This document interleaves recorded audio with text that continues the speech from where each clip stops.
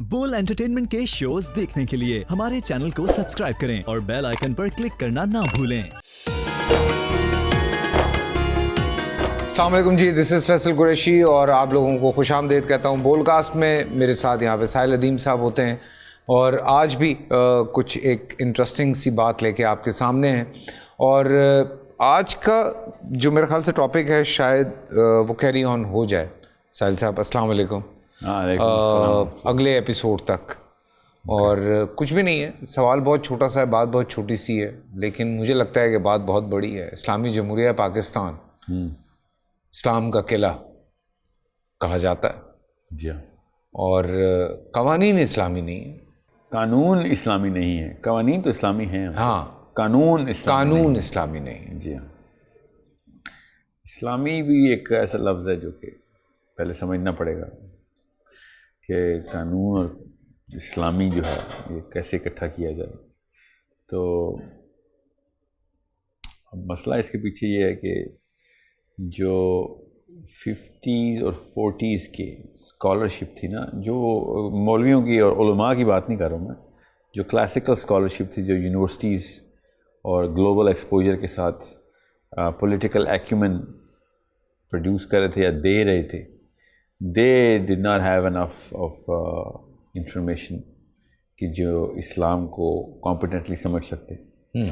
तो उन्होंने फिर यही करना था जो फॉर एग्ज़ाम्पल आज कोई एक यूनिवर्सिटी भी बनाई जाए, इस्लामिक यूनिवर्सिटी भी आज, तो हम इस्लामिक जैसे ही बोलेंगे तो आज भी एक छोटी सी यूनिवर्सिटी बनाने के लिए भी we are going to get the most competent and most credible names together जो कि इस्लाम के डॉक्ट्रिन को 100% समझते हैं, इस्लाम के डॉक्ट्रिन को। तो आप खुद सोचें कि इस्लामी जमहूरिया पाकिस्तान था और इस्लामी डॉक्ट्रिन को समझने वाले या इस शरह में मौजूद इतनी शरह में कि उनकी तादाद एटलीस्ट रिप्रेजेंटेटिव ही हो जाए in the house of those Lord's who were sitting down together and making the constitution, not the constitution but the basis of constitution। तो वो तो नहीं हो रही थी। तो इस्लामिक तो होने ही नहीं थे कानून। पाकिस्तान पिनल कोड अभी भी विक्टोरियन लॉ के अंदर, इंग्लिश ऑल इंडियन एक्ट जो कि पाकिस्तान ने इनहेरिट किया, कॉमनवेल्थ के पूरे लॉज जो पाकिस्तान ने इनहेरिट किए, वो कहीं से भी ट्रम्प नहीं होते इस्लामिक कॉन्स्टिट्यूशन के किसी भी फ्लेवर के अंदर लिखे हुए किसी भी लिटरेचर के। करारदाद मकासद जिसने भी लिखी थी वो उस वक्त अपने तरफ से एलीट ऑफ इस्लामिक रिप्रेजेंटेशन दे रहा था। ठीक है, कैन यू बिलीव दैट? उसके बाद ये डॉक्यूमेंट लिखा, इतनी जनरल स्टेटमेंट्स, इसमें स्पेसिफिसिटी है ही नहीं और रूम दरवाजे खोल दिए गए कि इसमें से कुछ भी गुजार लो, करारदाद मकासद के वो नुक्ते पूरे ही रहेंगे, चाहे वो गैर इस्लामी मामला भी गुजार लिया जाए, और अगर सही तरीके से गुजार लिया जाए तो ये करारदाद मकासद के ऊपर मसला नहीं आएगा। इतनी जनरल एब्स्ट्रैक्ट टर्मिनोलॉजी है इसके अंदर। No law can be made which is repugnant to the Quran and सुन्ना। This is not the way to define a boundary through which कोई ऐसा कानून बनाया जाए या कानून बनाने के ख़िलाफ़ कोई बाउंड्री हो कि जो गैर इस्लामी हो। ये इस तरीके से तो लिखा जा सकता। A lot of things can be non-Islamic and not repugnant to the Quran and Sunnah in the apparent value and the face of the way these people hide things.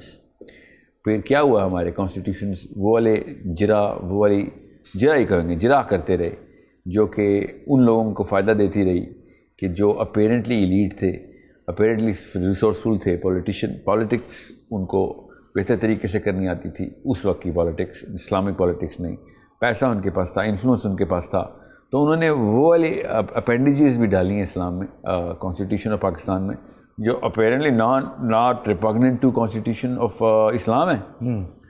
मगर कौन सा इस्लाम है जिसमें फेडरल गवर्नर्स को और सदर को नाकाबिले दस्तंगेज़ी police रखते हैं आप?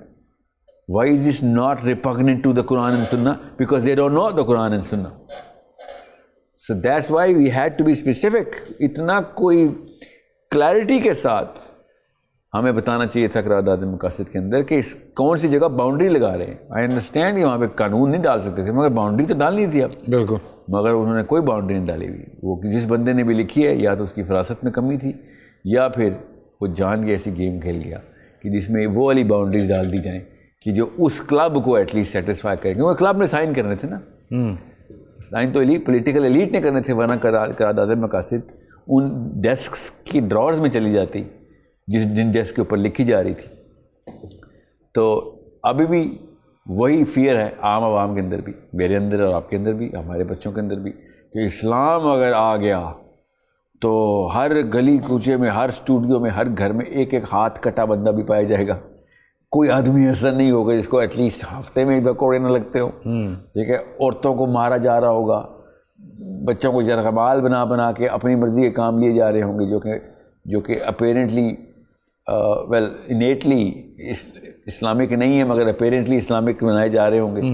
یہ ڈر ہے نا ہم سب کو. تو یہ کہاں سے ڈر آ رہا ہے؟ بیکاز اسلاموفوبیا جو دنیا میں ہے, جو غیر مسلموں کے اندر ہے, وہ تو کچھ بھی نہیں ہے. جو پاکستان پاکستان کے ملک کے باشندوں کے اندر اسلام کا ڈر ہے, اسلام کا خوف ہے, شریعت کا خوف ہے, وہ تو بش کے شکر پوتے کو بھی نہیں ہونا کبھی, جو ابراہیم لنکن کے شکر دادے کو نہیں تھا, وہ ہماری پاکستان کی زلیخا اور شمشاد اور شنازوں کو ہے. وہ آنٹیاں اور لڑکیاں شریعت کے نام پہ چیخیں مارتی ہیں جیسے کہ پتہ نہیں کتنی چوریاں کر چکے ہیں ہم لوگ کے. جیسی شریعت آئے گی ہر ایک کیا روز چوری کرتے ہیں ہم کیا؟ مطلب what kind of crooks are afraid of Shariat. میرا تو ہاتھ نہیں کٹے گا الحمدللہ, میں نے تو کوئی چوری نہیں کی. یہ کیوں ہر ایک کو ڈرا کہ روز نکلیں گے چوک چوراہے پہ کوڑے پاڑے وہ کریں گے ہم نے, میں نے تو کوئی زنا کا ارادہ نہیں کیا ہوا. یہ کیوں ڈرایا گیا؟ بیکاز وہ جنریشن جو تھی نا 40s and 30s and 20s کی جنریشن, ان کا جو پرپلشن تھا نا, ذہن کا پرپلشن میٹر, جو مشین جو پرزہ لگا ہوا تھا, وہ اسلام کے وہ والے نکات سے باقاعدہ انگلش انفلوئنس لے کے آیا ہوا تھا. اس لیے آپ دیکھیں گے علماء کی تعداد نیل کے برابر ہے, گنتی آٹے میں نمک کے برابر نہیں تھے ان ایوانوں کے اندر جہاں پہ قرارداد مقاصد نے, کانسٹیٹیوشن آف پاکستان نے وہ تمام تر جڑ پکڑنی تھی جس کی وجہ سے اسلام نے پنپنا تھا. ابھی بلال بھٹو کو یا عمران خان کو, نواز شریف کو, اور کون ہے جو بھی ہیں, یہ زرداری صاحب کو, ان چاروں کو اکٹھے ایک کمرے میں ڈالے ان سے کہ ہاں آپ اسلامک کانسٹیٹیوشن کے مطابق مینیفیسٹو بنائے اپنی پارٹی کا, آپ کو پتہ چلے گا. یہی ہوا جو پاکستان کے ساتھ اس وقت ہوا تھا. They will call the first scholar they require, they know. Then they will call the scholar to call other scholars. They will not do it themselves. Common sense کی بات ہے, کیوں کریں گے؟ نہ انہوں نے کبھی کلیم کیا کہ وہ اسلام کے مفتیان ہیں. اس وقت کے تمام تر اسکالرشپ کو وہ والی invitation to make amendments inside the big literature جو کہ پبلش ہونا تھا کہ پاکستان ان پروسیسز پہ چلنا ہے, ان قوانین پہ چلنا ہے, کبھی ہوا ہی نہیں. مولانا شبیر احمد عثمانی کے علاوہ کوئی ایکٹیو نیم مل ہی نہیں رہا, ڈھونڈ کے تھک گئے. زیادہ سے زیادہ کون ہے؟ کنسلٹنٹ. ریئلی کنسلٹنٹ چاہیے تھے آپ کو, یو نیڈ اے لاٹ مور. آپ تو پاور آ گئی تھی ہمارے پاس, آپ کون سے کنسلٹنٹ چاہیے؟ ڈالیں آپ. ابھی بھی تو ہم اپنی مرضی کے بندے ہی ڈالتے ہیں نا. تو اس وقت اگر پاکستان کا مطلب لا الہ الا اللہ تھا تو لگاتے, پھر علماء کرام کو کہتے کہ یار ایٹ لیسٹ اس لیول کی ڈکٹیشن تو آپ دیں ہمیں. سہیل پہ دوسری طرف جو ایک بہت بڑا ایشو ہوا, آپ بھی اس بات سے پتہ نہیں اگری کرتے ہیں ڈس ایگری کرتے ہیں, لیکن ہم تک جو اسلام پہنچا وہ سعودیہ سے پہنچا اور ایران سے. میرے اور آپ تک نہیں, ہاں ہمارے پچھلے دادا حضور تک ایسے ہی ہوا ہے. اچھا, میرے اور آپ تک تو ہم تو بہت ایکسپوزڈ ہیں. ہاں ہم تو زیادہ بہت ایکسپوزڈ ہیں. ہمیں تو ایکچولی پتہ بھی نہیں ہے کہ MBS یا سعودی عرب میں اس وقت اسکول آف تھاٹس کون سے میجر رائج ہیں. مدخلی اسکول آف تھاٹ کہتا کیا ہے, انکنونشنل جامعۃ الازہر کر کیا رہی ہے اس وقت, کتنا انفلوئنس دے رہی ہے مدینہ یونیورسٹی کو, اینڈ وائس ورسا. یمن کا اصلی مسئلہ کیا ہے ہمیں تو پتہ بھی نہیں ہے. ہمیں تو اسلام مل رہا ہے from the clerics which are a lot more effective in their eloquence. وہ بیان میں ٹھیک ہیں اور ان کے تھرو ہم انفلوئنس لیتے ہیں. میں نے عمومی یوتھ کو ایک سے زیادہ تفسیر پڑھتے دیکھا نہیں. ٹھیک ہے, کیوں؟ کیونکہ وہ ویڈیو سے ہلا ہوا ہے, تو اسلام وہاں سے لے رہے ہیں. میں بھی وہ لوگ پڑھ رہا ہوں جو ان کی بات کر رہا ہوں جو دین کے اوپر تھوڑا سا رجحان رکھتے ہیں, جو تفسیر کھول چکے ہیں. ٹھیک ہے, ورنہ 99% پاکستانیوں کو تو تفسیر کا مطلب ہی نہیں پتا ابھی تک. وہ تو کہتا ہے تفسیر کو کس کتاب کو کہتے ہیں, وہ تو یہ کہتا ہے کہ اس کو یہ نہیں پتا تفسیر ایک کتاب کا نام نہیں ہے، قرآن پاک کے تمام تر صورتوں کو، تمام تر آیات کے ایکسپلینیشن کو تفسیر کہتے ہیں، چاہے جو مرضی لکھے، کوئی ایک ایکسپلینیشن نہیں ہے. جی ہاں صحیح ہے. سو میں وہ یہ بتا رہا ہوں کہ پاکستان میں جو پچھلی جو نسلیں گزری ہیں نا، وہ اسلام کو ایز اے ہیش ٹیگ لے کے چلی ہیں. انہوں نے ٹینجیبلٹی آف دا قرآن نہیں دیکھی تھی، انہوں نے ٹینجیبلٹی آف سیرہ اور سنہ نہیں دیکھی تھی. وہ اس کو برکات کا دین سمجھتے تھے. نیکی بس کل قرآن پڑھ لیا، نیکیاں آ گئیں، باقی دوپٹہ کر لیا ہم نے تو کافی ہے ہمارا. اور بچے اگر نماز پڑھتے ہیں، چاہے گھر میں پڑھے ہیں مسجد میں، that's the extent and scope of Islam for them. بہت دینی قسم کے لوگ ہیں. کیونکہ زیادہ میوزک نہیں ہے گھر میں، شلوار قمیض پہنتے ہیں. اور اگر کسی بچے کے ٹخنے سے اوپر شلوار چلے گئی تو وہ تو طالبان اور القاعدہ ہو گیا ہے. یہ لیول ہے پاکستان کے 99% گھروں کا. Let's just be honest here. جو 1% ریلیجس فرنجز ہیں ان کی تو بات ہی نہ کریں، وہ تو ریپرزینٹ ہی نہیں کرتے. وہ دنیا میں اتنے انکمپیٹنٹ ہیں کہ وہ نظر ہی نہیں آتے ہمیں. We don't respect them in worldly affairs because they don't not know anything about worldly affairs. ماننا پڑے گا آپ کو اس بات کا کہ جو دینی بچہ یا دینی بچی ہوتی ہے، ماشاء اللہ اللہ اس کی پاکیزگی قائم رکھے، وہ پاک صاف ہوتے ہیں، مگر دنیا میں وہ کسی کام کے نہیں ہیں. ان کو دنیا میں کچھ نہیں پتا کہ دنیا میں سائنسز کیا کر رہی ہیں، پروگریشن کس لیول پہ جا رہی ہے. اس لیے ان کو مین سٹریم کا حصہ نہیں بننا دیا جا رہا. کسی اور ملک میں ایسے نہیں ہو رہا ہے، ہمارے دیسستان میں ایسے ہو رہا ہے، انڈیا میں ایسے ہوتا ہے، پاکستان میں ایسے ہوتا ہے، بنگلہ دیش میں ہوتا ہے، افغانستان میں ایسے ہوتا ہے، ایران میں بھی ایسے نہیں ہوتا. You need to understand that. تو یہ خاص ہی پٹی ہے. ایران میں تو ابھی بڑا ریولوشن آیا. ہاں ایران کی خیر ایک ڈفرینٹ، ایک چھوٹا سا فرق، کافی بڑا فرق ہے، مگر ایک کیٹیگری میں فرق ہے، تو اتنا بڑا ڈفرینس آ گیا. سو اب جس سینگ کہ ہم کافی ایکسپوز تھے. جب مرضی کی چیزیں لینی تھی تو ہم نے لی ہیں. اگر ہم نے اسلام نہیں لیا نا تو ہم اپنی مرضی سے نہیں لیا. ہمیں ویسے بھی اسلام میں یہ پسند ہے کہ ہم جو اپنی مرضی کا ہوتا ہے وہ لے لیتے ہیں. ہاں نہ صرف اسلام میں بلکہ ہر جگہ پہ. ہاں. تو اگر گھروں میں اسلام اس طریقے سے نہیں آیا جیسے صحابہ کے گھروں میں آیا تھا، تو ہمیں چاہیے ہی نہیں تھا. کیونکہ ہمیں جینیفر اینسٹن چاہیے تھی تو اس کی فیشن اسٹیٹمنٹس ہی ہم نے لے لی. ہمیں جینیفر لوپیز اور جینیفر اینسٹنس کی فرصت ملتی تو ہم فاطمہ اور عائشہ کے پاس جاتے نا.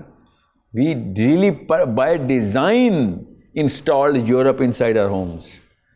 اتنی کمپٹنس پاکستان کی آنٹی اور انکل نے دکھائی ہے اپنے گھر میں یورپ انسٹال کرنے میں کہ بیان سے باہر ہے. ایون گوروں کو بھی گورے اتنے نہیں پسند جتنے ہم لوگوں کو گورے پسند ہیں. وہ تو گورا کمپلیکس تو ہمارے اندر. جی صرف گورا کمپلیکس نہیں نا، مطلب آپ دیکھیں نا یہ جتنا یہ گورا کرنے والی کریمیں ہمارے ملکوں میں بکتی ہیں، کہیں اور تو نہیں بکتی. جی ہاں وہ تو چلیں ایک آف شوٹ ہے نا، آف شوٹ ہے، مطلب آؤٹ پٹ ہے. کاز کیا ہے؟ میں نے آپ سے کہا نا کہ گوروں کو بھی گورا پن اتنا نہیں پسند. ہاں اتنی مجبوراً، مطلب حبشیوں کو جو غلام تھے نا اس وقت 40s میں، ان کو بھی گورا اس لیول پہ مروب نہیں کر سکا جتنا ہمیں مروب کر گیا. کہ یہ ایک مسئلہ ہے نا. کیوں؟ پھر اس کے لیے الگ پروگرامنگ کرتے رہیں گے، مگر اسلام ہمیں کہیں سے بھی پسند نہیں. کسی گھر کا 100 بندوں کا سیمپل لے لیں کہ اسلام کی کلاسیکل ڈیفینیشن جو آپ کو پتہ چلی ہے وہ انسٹال کر لیں. لوگ ڈرتے ہیں، یعنی آپ یہ کہہ رہے ہیں کہ لوگ ڈرتے ہیں اسلامی قوانین. اور اس کا ذمہ دار میں اس بندے کو ٹھہراتا ہوں جس نے ممبر میں بیٹھ کے ڈرا دیا اسلام سے. یہ غلطی ہی ہے، اس سے ریئیکشنری ہو گیا تھا.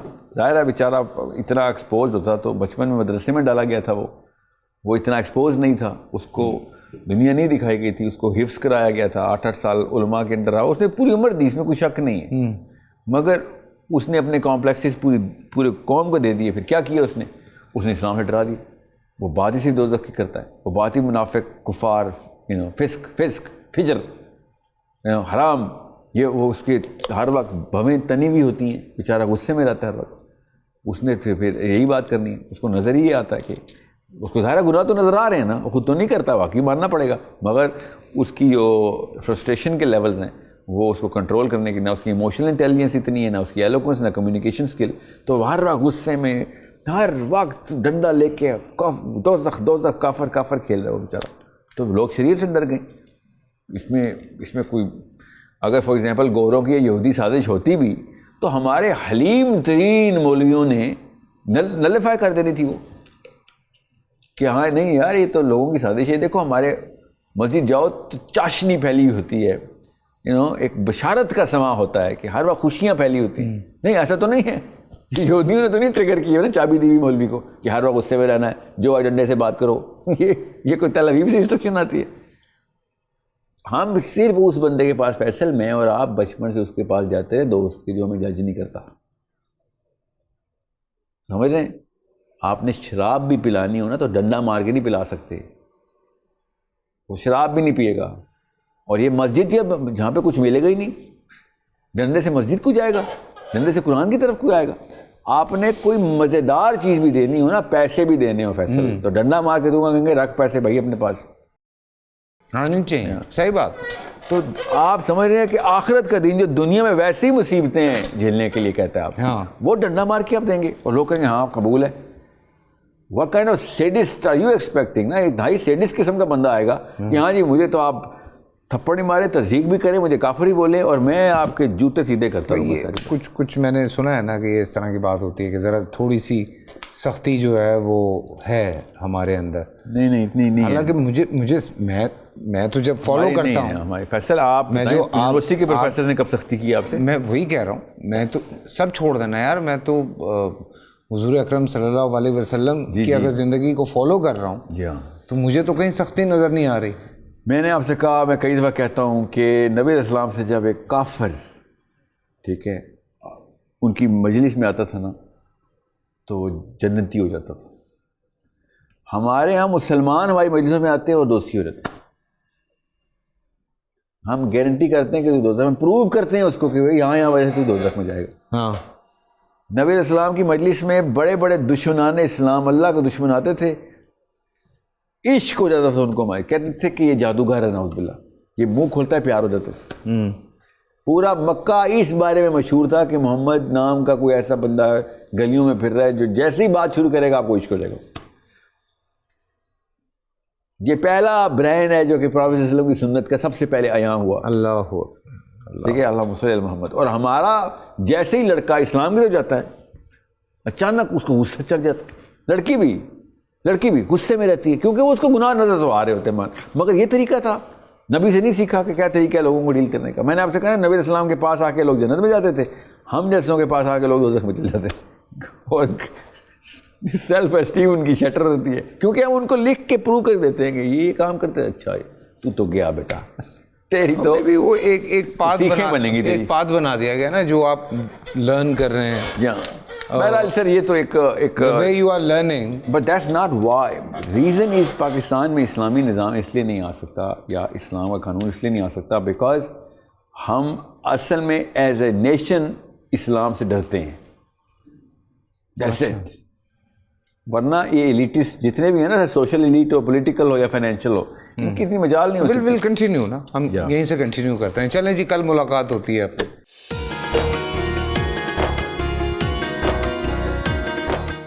اعوذ باللہ من الشیطان الرجیم.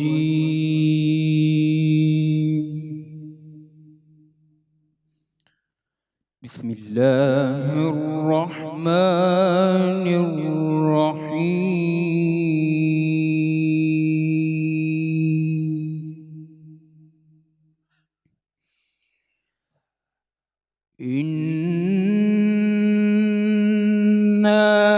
فتحنا لك فتحا مبينا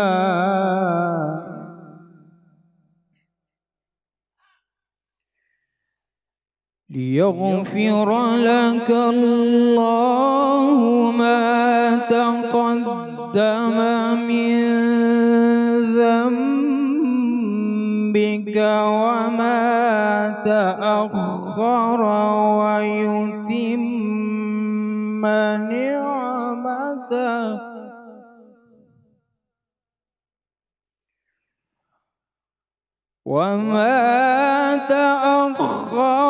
ويتم نعمته عليك ويهديك صراطا مستقيما.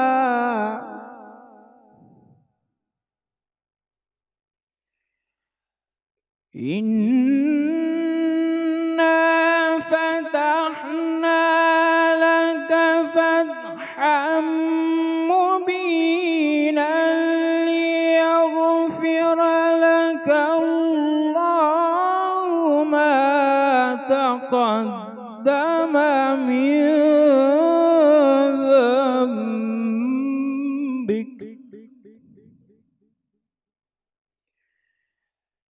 ليغفر لك الله ما تقدم من ذنبك وما تأخر ويتم نعمته عليك ويهديك صراطا مستقيما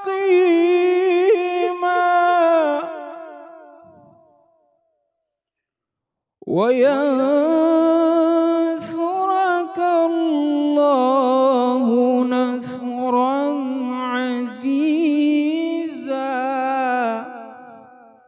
وينصرك الله نصرا عزيزا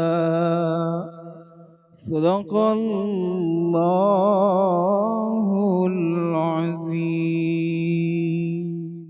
صدق اللہ العظیم. السلام علیکم. سورہ فتح آیت نمبر 1 2 3. ترجمہ. اے پیارے حبیب، بے شک ہم نے آپ کو کھلی فتح عطا کی تاکہ اللہ تعالیٰ آپ کے صدقے آپ کے اگلوں اور پچھلوں کے گناہوں کو معاف فرماتے اور آپ پر اپنی نعمت تمام کرتے اور راستہ دے صراط مستقیم کا، اور اللہ تعالیٰ زبردست مدد کرے آپ کی. آمین ثم آمین. اور آج کا دن ہمیں یاد دلاتا ہے فتح مکہ، اور یہ ایک ایسا دن ہے جو شاید ہر مسلمان کو بازبانی یاد ہے. اس کے حوالے سے جب بھی یہاں پہ ذکر ہوتا ہے، بات ہوتی ہے یا کہیں پہ بھی، تو بہت سارے ایسے مسائل، ایسے فضائل پیش کیے جاتے ہیں جو پھر سے ہمارے ایمان کو تازہ کر دیتے ہیں. وہ آپ کا لشکر لے کر مکے کی طرف آنا اور فوج کو دیکھ کر وہاں جو قریش قبیلہ تھا ان کا جو رد عمل تھا، وہ تمام چیزیں آج ہم اپنے جو علماء کرام ہیں ان سے جانیں گے.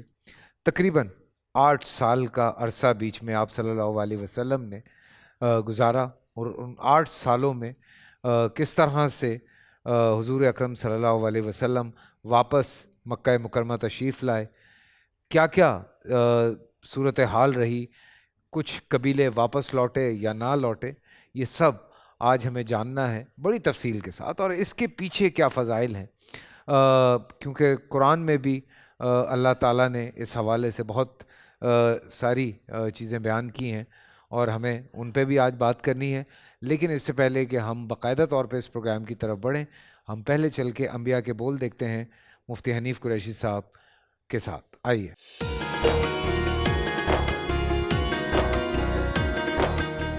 بسم اللہ والصلاۃ والسلام علی رسول اللہ. معزز ناظرین و سامعین، انبیاء کے بول، تذکرہ حضرت یوسف علیہ السلام. بادشاہ ریان بن ولید کے 2 مصاحب، کہ جن میں سے ایک لنگر کی روٹیاں پکاتا تھا اور دوسرا جو بادشاہ کو مشروب پیش کرتا تھا، ان پر جو الزام تھا کہ یہ بادشاہ کو زہر دلانا چاہتے تھے، انہوں نے جو خواب بیان کی حضرت یوسف کے سامنے، جناب یوسف نے جو اس کی تعبیر بتائی اس کے مطابق ہی ان کا فیصلہ ہو گیا. ایک کو سزائے موت سنا دی گئی، پھانسی پر لٹکانے کا حکم دے دیا گیا، اور دوسرے کو اپنے پچھلے عہدے پر بحال کر دیا گیا. تو جس وقت وہ جانے لگا، جسے آزاد کیا جا رہا تھا، حضرت یوسف علیہ السلام نے اسے جاتے ہوئے فرمایا کہ بادشاہ کے سامنے میرا ذکر کرنا، میرا تذکرہ کرنا. چنانچہ جب یہ باہر نکلا، شیطان نے اسے بلا دیا اور اس سے یاد ہی نہ رہا کہ میں نے جیل میں کوئی وعدہ کیا تھا اور وہاں جناب یوسف علیہ السلام نے مجھے خواب کی کوئی تعبیر بتائی تھی. وقت بیتتا گیا، اسی طرح چند سال گزرے تو ایک دن بادشاہ ریان بن ولید خواب دیکھتا ہے کہ 7 موٹی موٹی گائیں ہیں اور 7 پتلی پتلی گائیں ہیں. تو یہ جو دبلی پتلی گائیں ہیں یہ ان موٹی گائیوں کو کھا رہی ہیں. اور پھر وہ دیکھتا ہے کہ 7 خشک بالیاں ہیں، خوشیں ہیں، اور 7 سبز بالیاں ہیں. تو یہ خشک بالیاں ان سبز بالیوں سے لپٹتی ہیں اور انہیں بھی یہ خشک کر دیتی ہیں. بادشاہ بیدار ہوا تو اس نے اپنے سارے درباریوں کو بلایا، اور اس وقت بادشاہوں کے درباروں میں معبر، خوابوں کی تعبیر بتانے والوں کا بھی ایک عہدہ ہوتا تھا کہ جو بڑے مانے ہوئے لوگ ہوتے تھے، اور یہ ان کے مذہبی رہنما ہوتے تھے، اور ان کا یہ کام اور ڈیوٹی ہوتی تھی کہ وہ تعبیر بتائیں. بادشاہ نے ان سے کہا کہ مجھے میرے ان خوابوں کی تعبیر بتاؤ. تو وہ سارے مل کر بیٹھے معبرین. تو وہ کہنے لگے کہ اے بادشاہ، یہ تیرا خواب پراگندہ ہے، یعنی ایسا خواب ہے جس کی کوئی تعبیر نہیں ہے. بادشاہ بے قرار ہو گیا، پریشان ہو گیا. تو اس ساقی کو یاد آ گیا کہ ایک شخص تھا جیل میں جس نے میری خواب کی تعبیر بتائی تھی، اور جیسے تعبیر بتائی تھی ویسے ہی ہوا. چنانچہ اس نے بادشاہ کے سامنے یہ تذکرہ کیا کہ میں ایک ایسے معبر کو جانتا ہوں کہ جس کی خواب کی تعبیر میں کوئی خرابی اور کوئی غلطی نہیں لگے گی. چنانچہ یہ جیل گیا.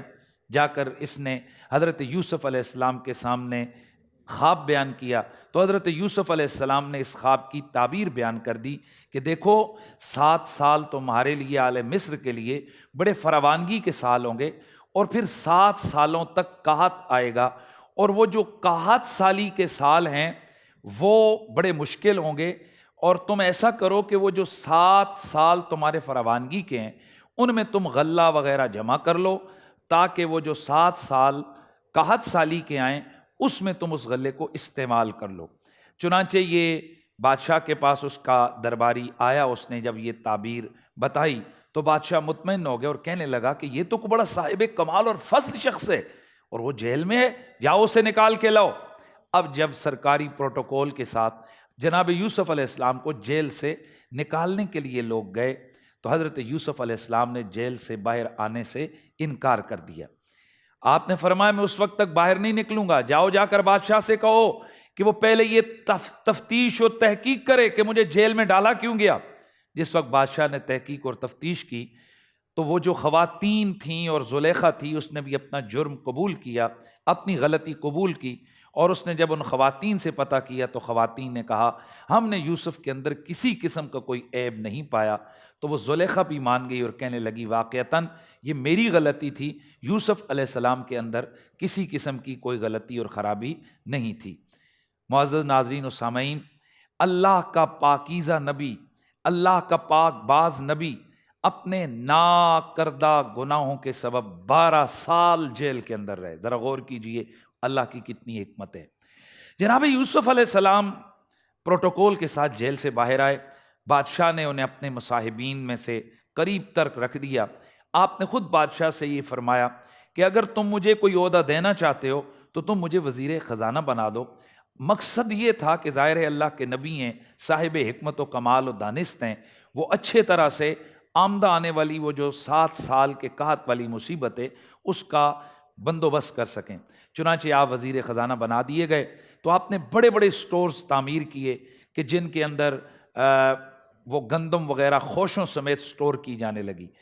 تو بڑا فراوانی کے سال آئے تو آپ نے وہاں ایک قانون مقرر کروایا کہ ان جو فراوانی کے سال ہیں ان فراوانی کے سالوں کے اندر بھی جتنے بھی لوگ ہیں وہ اپنا غلہ اپنے طور پر بھی اس کو سیو کریں گے، اور حکومت کے حوالے سے بھی انہوں نے بہت بڑے بڑے سٹورز بنائے تاکہ ان کے اندر اس غلے کو محفوظ کیا جا سکے. جب یہ فراوانی کے سال ختم ہو گئے تو قحط سالی شروع ہو گئی. جن لوگوں کے پاس جو کچھ جمع پونجی تھی انہوں نے اپنا غلہ استعمال کیا.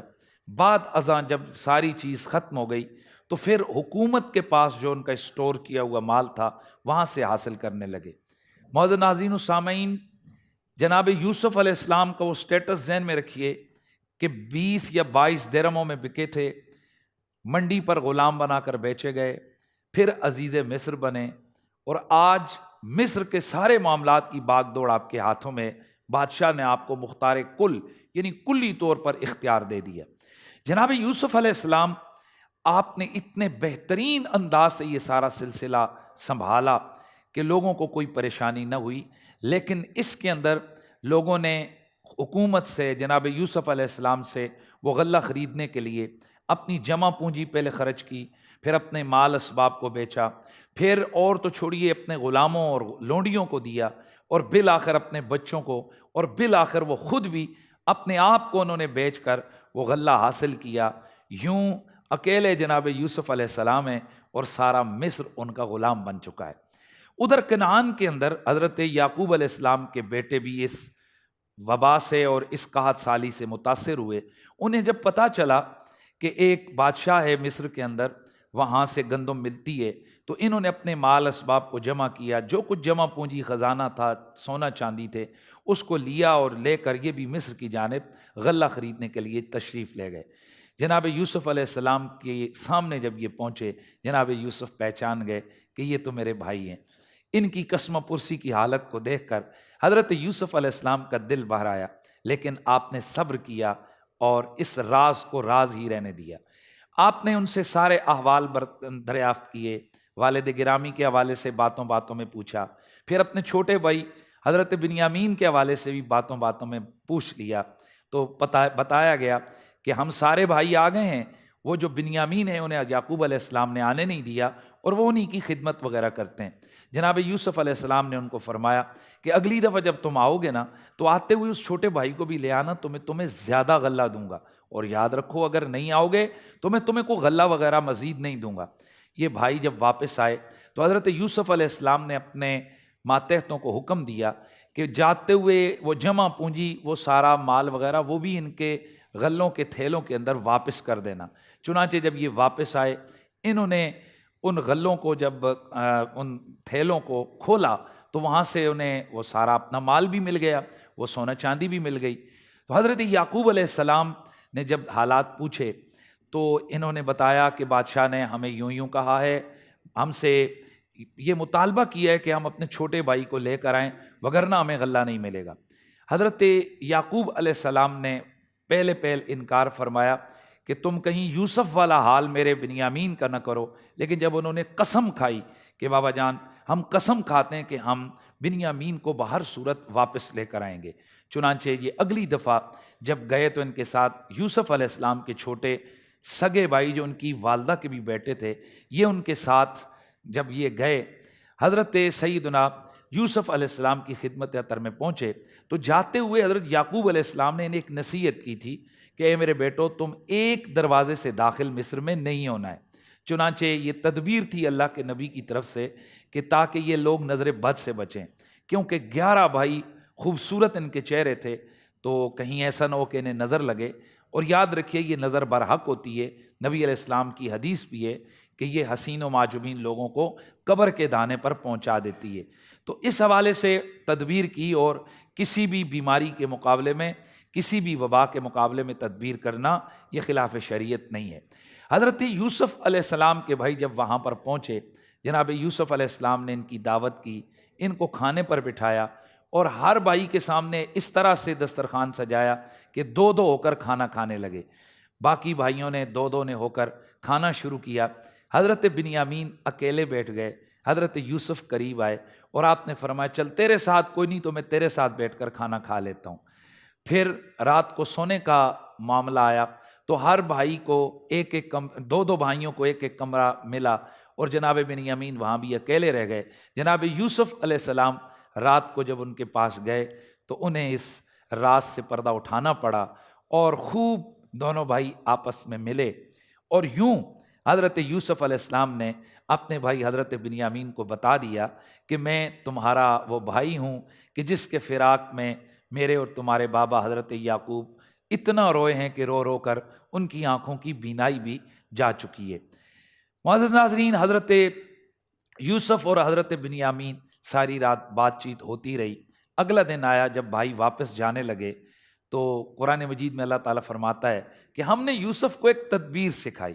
حضرت یوسف علیہ السلام نے ایک تدبیر یہ کی کہ اپنے بھائی حضرت بنیامین کو اپنے پاس روک لیں، کہ آپ نے فرمایا اپنے ماتحتوں کو کہ وہ جو پانی پلانے والا سونے کا پیالہ تھا، آپ نے فرمایا کہ یہ بھائی بنیامین کے سامان کے اندر رکھ دو۔ جب یہ بھائی اپنا سامان اٹھا کر واپس کنعان کی طرف آنے لگے تو پیچھے سے آواز دی سرکاری کارندوں نے کہ اے قافلے والو رک جاؤ، تم نے بادشاہ کا پیالہ، تم نے سونے کا پیالہ چورایا ہے۔ یہ کہنے لگے بھائی ہم نبی کی اولاد ہیں، ہم کیسے یہ چورا سکتے ہیں؟ نے کہا نہیں نہیں، تلاشی دینی ہوگی۔ جس وقت روک کر انہوں نے سامان کی تلاشی لی تو وہ پیالہ جو تھا وہ حضرت یوسف کے بھائی جناب بنیامین کے اس سامان سے برآمد ہوا۔ وہ دیکھ کر حیران رہ گئے۔ حضرت بنیامین تو چونکہ اس راز سے واقف تھے، آپ خاموش ہو گئے۔ جناب یوسف نے ان سے پوچھا بتاؤ اگر کسی سے چوری برآمد ہو جائے، چوری کا مال، تو پھر اس کی سزا کیا ہے؟ وہ کہنے لگے کہ وہ جس کا مال چرائے گا اسی کا غلام بنا لیا جائے گا، اسی کے پاس رہے گا۔ تو آپ نے فرمایا جاؤ پھر تم اس بھائی کو میرے پاس چھوڑ جاؤ، اور جاؤ جا کر اپنے والد سے کہہ دینا کہ تمہارے بھائی نے چوری کی ہے، اور اس سزا میں وہ بادشاہ کے پاس رک گیا۔ بات ہماری یہاں تک ہے، کوشش کریں گے کل اس واقعے کو کمپلیٹ کریں۔ اپنا خیال رکھیے گا۔ السلام علیکم ورحمۃ اللہ تعالی وبرکاتہ۔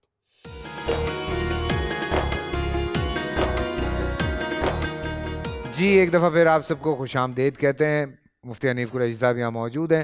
حضرت یوسف علیہ السلام کے حوالے سے غالباً آج تیسرا دن ہے جب آپ کا جو ذکر ہے وہ چل رہا ہے، اور حضرت یوسف علیہ السلام کے حوالے سے بے تحاشا جو ہیں وہ ویسے باتیں ہوتی ہیں، اور قصص الانبیاء میں آپ کا بھی بڑا ذکر ہوتا ہے، کیونکہ 3 ایسے مین ایونٹس ہیں جو بہت بڑے ایونٹ ہے۔ ایک وہ کنویں میں پھینکنے والا ہے، پھر حضرت زلیخا کا ایک وہ جو پورا وہ والا ایونٹ ہے، پھر آپ کو جب جیل ہو گئی، اور پھر اللہ تعالیٰ نے آپ کو جو سیریسلی مطلب میں وہ کبھی کبھی سوچتا ہوں کہ کنویں میں پھینکا آپ نے شکایت نہیں کی بھائیوں سے، یہاں تو لوگ بدلہ لینے کھڑے ہو جاتے ہیں۔ اتنا بڑا الزام لگ گیا، آپ نے تب بھی کوئی شکایت نہیں کی، حالانکہ کرتا تو پیچھے سے پھٹا تھا، وہ بھی ثابت ہو گیا۔ پھر جیل ہوتی ہے، پھر اس کے بعد آپ اللہ پہ اتنا توکل، اللہ اکبر اللہ اکبر، اور دیکھیں اللہ پھر کیسے نوازتا ہے، آپ کو مصر کا شہزادہ بنا دیتے ہیں اللہ۔ تو تھوڑا سا نا ہمیں یہ بچوں کو بھی لرن کرنے کی ضرورت ہے، یہ بڑی ضرورت ہے۔ یہ بچوں کو نا صبر کرنا سکھائیں، پیشنس تھوڑے، یہ نہیں کہ ظلم ہو رہا ہے تب بھی صبر کریں، ہاں، لیکن صبر، اللہ پہ توکل، اللہ پہ یقین رکھیں، بس یہ میرا ماننا ہے۔ جب آپ کا اللہ پہ یقین ہے نا، دنیا کا کوئی آدمی آپ کو ہرا نہیں سکتا۔ یقین رکھیں۔ ہمیں کبھی کبھی یہ لگتا ہے کہ پتہ نہیں اللہ تعالیٰ نے ہمیں کس مشکل میں ڈال دیا ہے۔ میرے ایک دوست کہتے ہیں نا کہ جب مشکل میں پڑو تو سمجھو کہ اللہ پیار کرتا ہے تم سے۔ جب کوئی مشکل ہی نہیں پڑ رہی، اتھے جا کے پھڑیا جانا ہنسی پھر۔ جب کوئی مشکل ہی نہیں پڑ رہی، وہ ہے نا کہ اللہ تعالیٰ کی وہ ڈھیل دی ہوئی ہے، تو یہ بھی یاد رکھیے گا۔ تو رسی پتہ نہیں یہاں کھینچتی ہے کہ وہاں کھینچتی ہے، دعا کریں یہیں کھینچ جائے تاکہ وہاں پہ آسانی ہو جائے۔ اللہ عافیت رکھے، آخرت میں عافیت رکھے۔ پروفیسر صاحب صحیح کہہ رہا ہوں میں؟ آپ لوگوں کے ساتھ بیٹھ کے میں بڑی بڑی باتیں کرنے لگ گیا۔ لوگ کہہ رہے ہیں اسلامک اسکالر ہے، اور میں نہیں بھائی، میں نہیں ہوں، میں تو کچھ بھی نہیں ہوں، میں تو ان لوگوں کے ساتھ بیٹھتا ہوں۔ پوسٹر چل رہے ہیں لوگ ماشاءاللہ گروپوں میں، مذہبی گروپوں میں آپ کو خراج تحسین پیش کر رہے ہیں ناموس رسالت پہ جو آپ نے پہرا دیا ہے۔ ہمارے علماء کے گروپوں میں ماشاءاللہ فیصل قریشی بھائی کو اصل میں غلط انٹرپریٹ ہو گئی، وہ لوگوں تک بات غلط چلی گئی، وہ بات غلط ایڈٹ ہو کے، میں یہ آن ایئر بھی کہہ رہا ہوں کہ وہ بات غلط چلی گئی۔ وہ اس طرح سے نہ آپ لوگ یہ چاہتے ہیں نہ میں یہ چاہتا ہوں۔ میں آج بھی کسی انٹرویو میں یہ بتا رہا تھا کہ بھائی مجھے تو علامہ صاحب نے ٹوک دیا تھا اس بات پہ کہ نہیں بیٹا ایسی بات بھی نہیں کرو، کیونکہ ہم تو یہ چاہتے بھی نہیں ہیں۔ تو مجھے یہ بات آپ نے کہی تھی، آپ نے کہا تھا کہ ہم تو یہ چاہتے بھی نہیں ہیں کہ ایسی بات نہیں کرو۔ تو بھائی ہم امن پسند لوگ ہیں، اور ہم امن چاہتے ہیں، اور جو لوگوں کے ساتھ ہوا ہے اس پہ تو ہم نے احتجاج کیا سب سے زیادہ۔ یار بھول گئے آپ لوگ، ایک تو ہماری قوم بھول بہت جلدی جاتی ہے بہت ساری چیزیں، بٹ اینی وے ہم بڑھیں گے نعت رسول مقبول کی طرف، واپس آئیں گے باقاعدہ۔ آج فتح مکہ پہ بات کرنی ہے، اور غور سے سنیں اور سمجھیں ان چیزوں کو، یہ انڈرسٹینڈ کرنے والی چیزیں ہوتی ہیں، اس سے ایمان اور تازہ ہوتا ہے۔ تو ہمارے ساتھ قاضی عزیر قادری صاحب ہیں میرپور خاص سے، خاص طور پہ تشریف لائے ہیں جی آج ہمارے پروگرام میں حصہ لینے کے لیے۔ آپ کا ہم شکریہ ادا کرتے ہیں۔ قاضی صاحب بسم اللہ کیجئے، بسم اللہ کیجئے۔ نعت رسول مقبول ہے؟ جی بسم اللہ.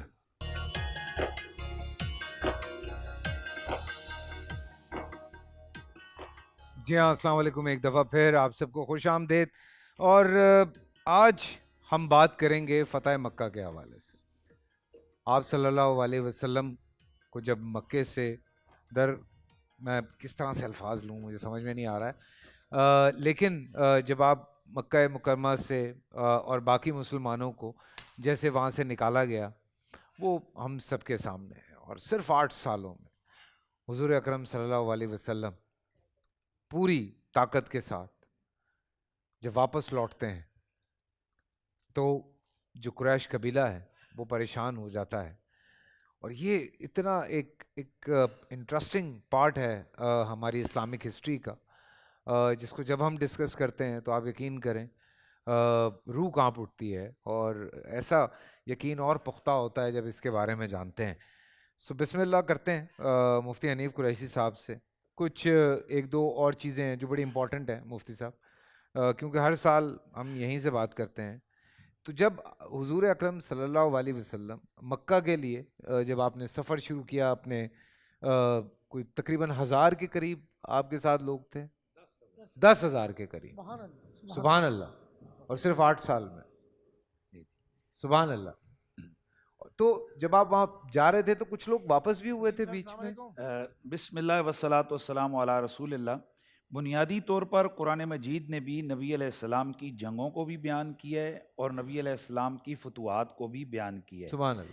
اور احادیث مبارکہ میں بھی یہ چیزیں بیان ہوئی ہیں. اصل ان چیزوں کے بیان کا مقصد یہ ہے کہ مسلمانوں کو یہ پتہ چل جائے کہ یہ صرف تسبیح اور لوٹے مسلح سے اسلام نہیں پھیلا ہے. اس کے لیے نبی پاک اور نبی پاک کے صحابہ اور آل بیت نے بڑی مشقتیں اٹھائی ہیں. بے شک بے شک. آپ آغاز اسلام کو دیکھیں, حضور پاک کا طائف کے اندر آپ کے اوپر پتھر برسائے جانے, آپ کا زخمی ہونا, پھر سب سے دردناک تو وہ ہے کہ نبی علیہ السلام کا 3 سال تک شیب ابی طالب کے اندر بالکل تمام سوشل بائیکاٹ ہو جانا, اور پھر وہاں اکیلے خاندان بنو ہاشم کا اس ظلم و ستم کا مقابلہ کرنا.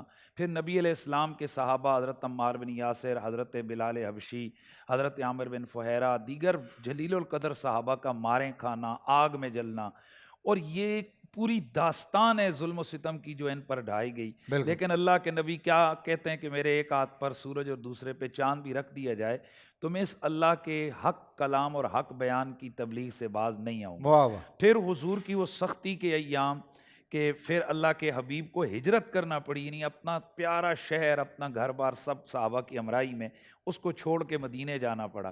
اب مدینے جا کے حالات بدلے, مدینے کے وہ جان نثار صحابہ میسر آئے, وہ ایک ماحول انوائرمنٹ ایسا آیا کہ پھر وہی مدینہ ہے, وہاں بدر لڑی گئی, وہاں احد لڑی گئی, پھر وہیں پر جناب خیبر ہوئی, اور مسلمان الحمدللہ مختصر سے عرصے کے اندر قوت میں آ گئے. اور پھر قرآن آ گیا. قرآن کیا کہتا ہے؟ اذا جاء نصر اللہ والفتح ورأیت الناس يدخلون فی دین اللہ افواجا فسبح بحمد ربک واستغفرہ انہ کان توابا. اب یہ ذرا دیکھا جائے کہ یہ جنگیں بیان کرنے کا یہ بھی مطلب ہے کہ مسلمانوں کو آداب جنگ کا بھی پتہ چلے. امن کا تو پتہ ہے, یعنی ہم نے اگر جنگ لڑنی ہے تو کیا ہے, اسی لیے نبی علیہ السلام نے بہت سارے آداب بتائے جنگوں کے, اور خود جنگیں لڑ کے بتایا. اور پھر یہ بات بھی قابل غور رہنی چاہیے کہ وہ واقعہ آپ کے سامنے ہوگا کہ اسرائیل کی وزیر اعظم, یاد ہوگا آپ کو کہ اس سے پوچھا گیا کہ تم کس چیز, اس نے کہا کہ میری نظر محمد صلی اللہ علیہ وسلم کی اس وقت وصال پر ہے کہ جس وقت عائشہ صدیقہ سلام اللہ علیہ ان کے چراغ میں تیل نہیں تھا تو تیل مانگ کر لائیں اور انہوں نے روشنی کی, تو جب پہلی اس کو روشنی کی چمک پڑی تو سامنے 9 تلواریں جو ہے نا آپ کے سرانے چمک رہی تھیں. تو اس نے کہا کہ یہاں سے ہم نے سیکھا ہے کہ دنیا یہ نہیں دیکھتی ہے کہ آپ کیا کھا کر سوئیں اور کیا اٹھ کر آپ نے کھائے, دنیا تو یہ دیکھتی ہے کہ تمہارے پاس پاور کتنی ہے. تو اللہ کے نبی نے اپنی امت کو اس حوالے سے بھی ایجوکیٹ کیا, بتایا.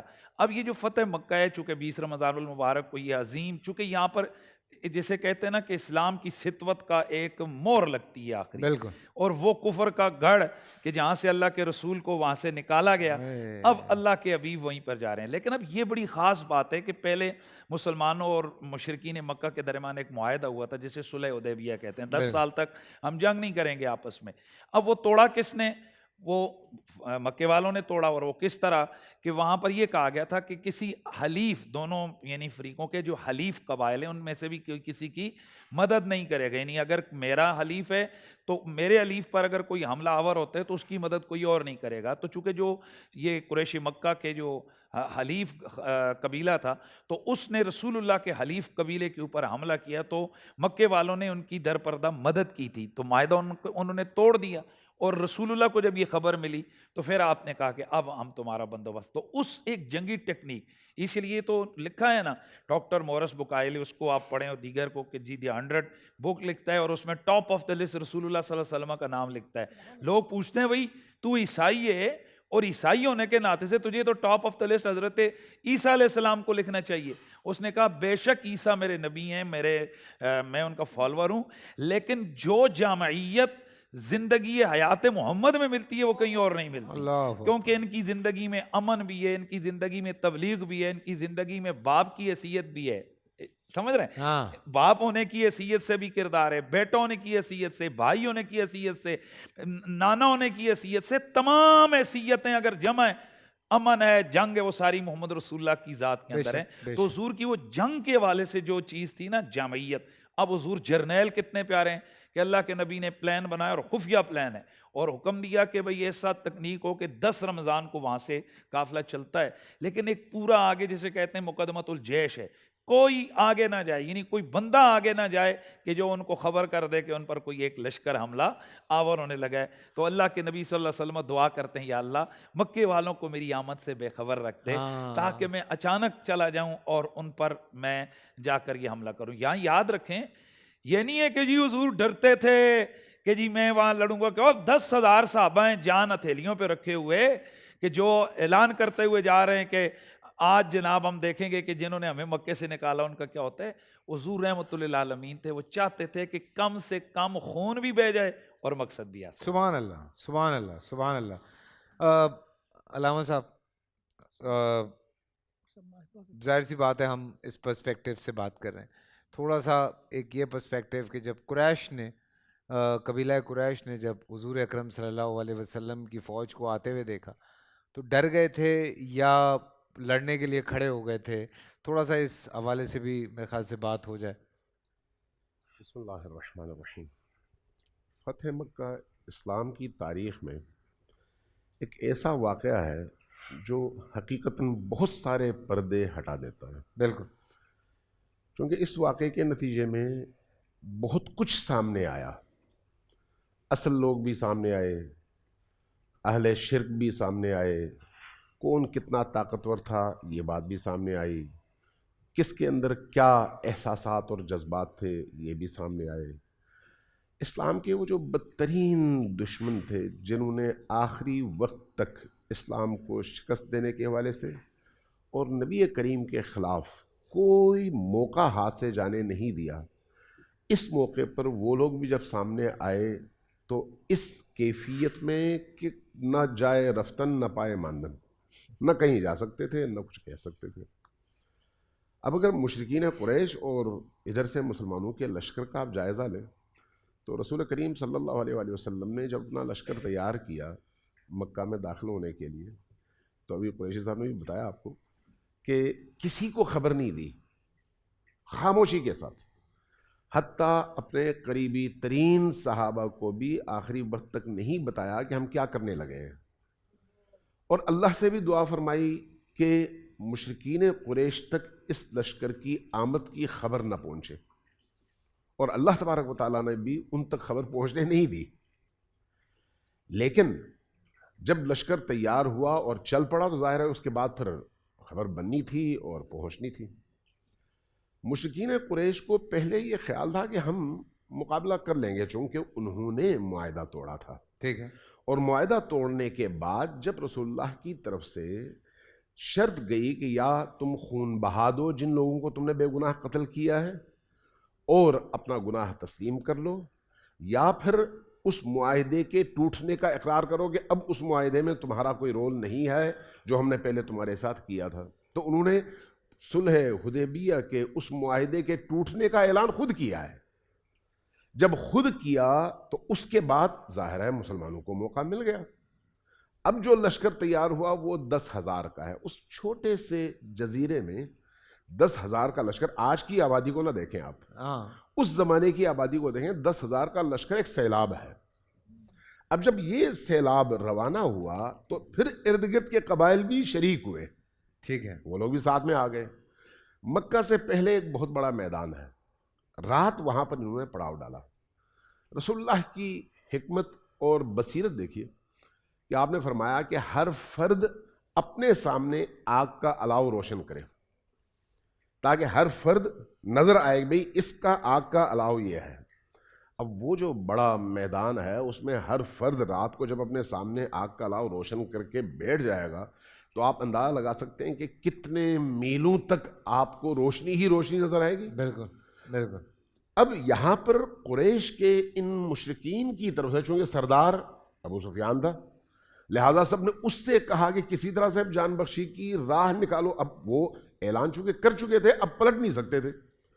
انہوں نے بڑی کوشش کی کہ کسی طرح سے اس اسلامی لشکر کو, مسلمان لشکر کو مکے میں داخل ہونے سے روکا جائے. اور اس کے لیے مورخین نے لکھا ہے, اور میں جو نقل کروں گا وہ رحیق المختوم سے نقل کروں گا. رحیق المختوم مبارک پوری صاحب کی کتاب ہے, انڈین ہے, اور خود وہ اہل حدیث ہیں, سلفی ہیں, اور ان کی اس کتاب کو انعام ملا ہے سعودی عرب میں. اور اس کتاب کا ترجمہ عربی میں, انگریزی میں, فارسی میں, مختلف زبانوں میں کروایا گیا اور پوری دنیا میں بانٹا گیا ہے. ماشاءاللہ. یعنی یہ کوئی متنازع کتاب نہیں ہے, کہنے کا مطلب یہ ہے. تو انہوں نے اپنی اس کتاب میں بڑی زبردست تاریخ لکھی ہے اس حوالے سے.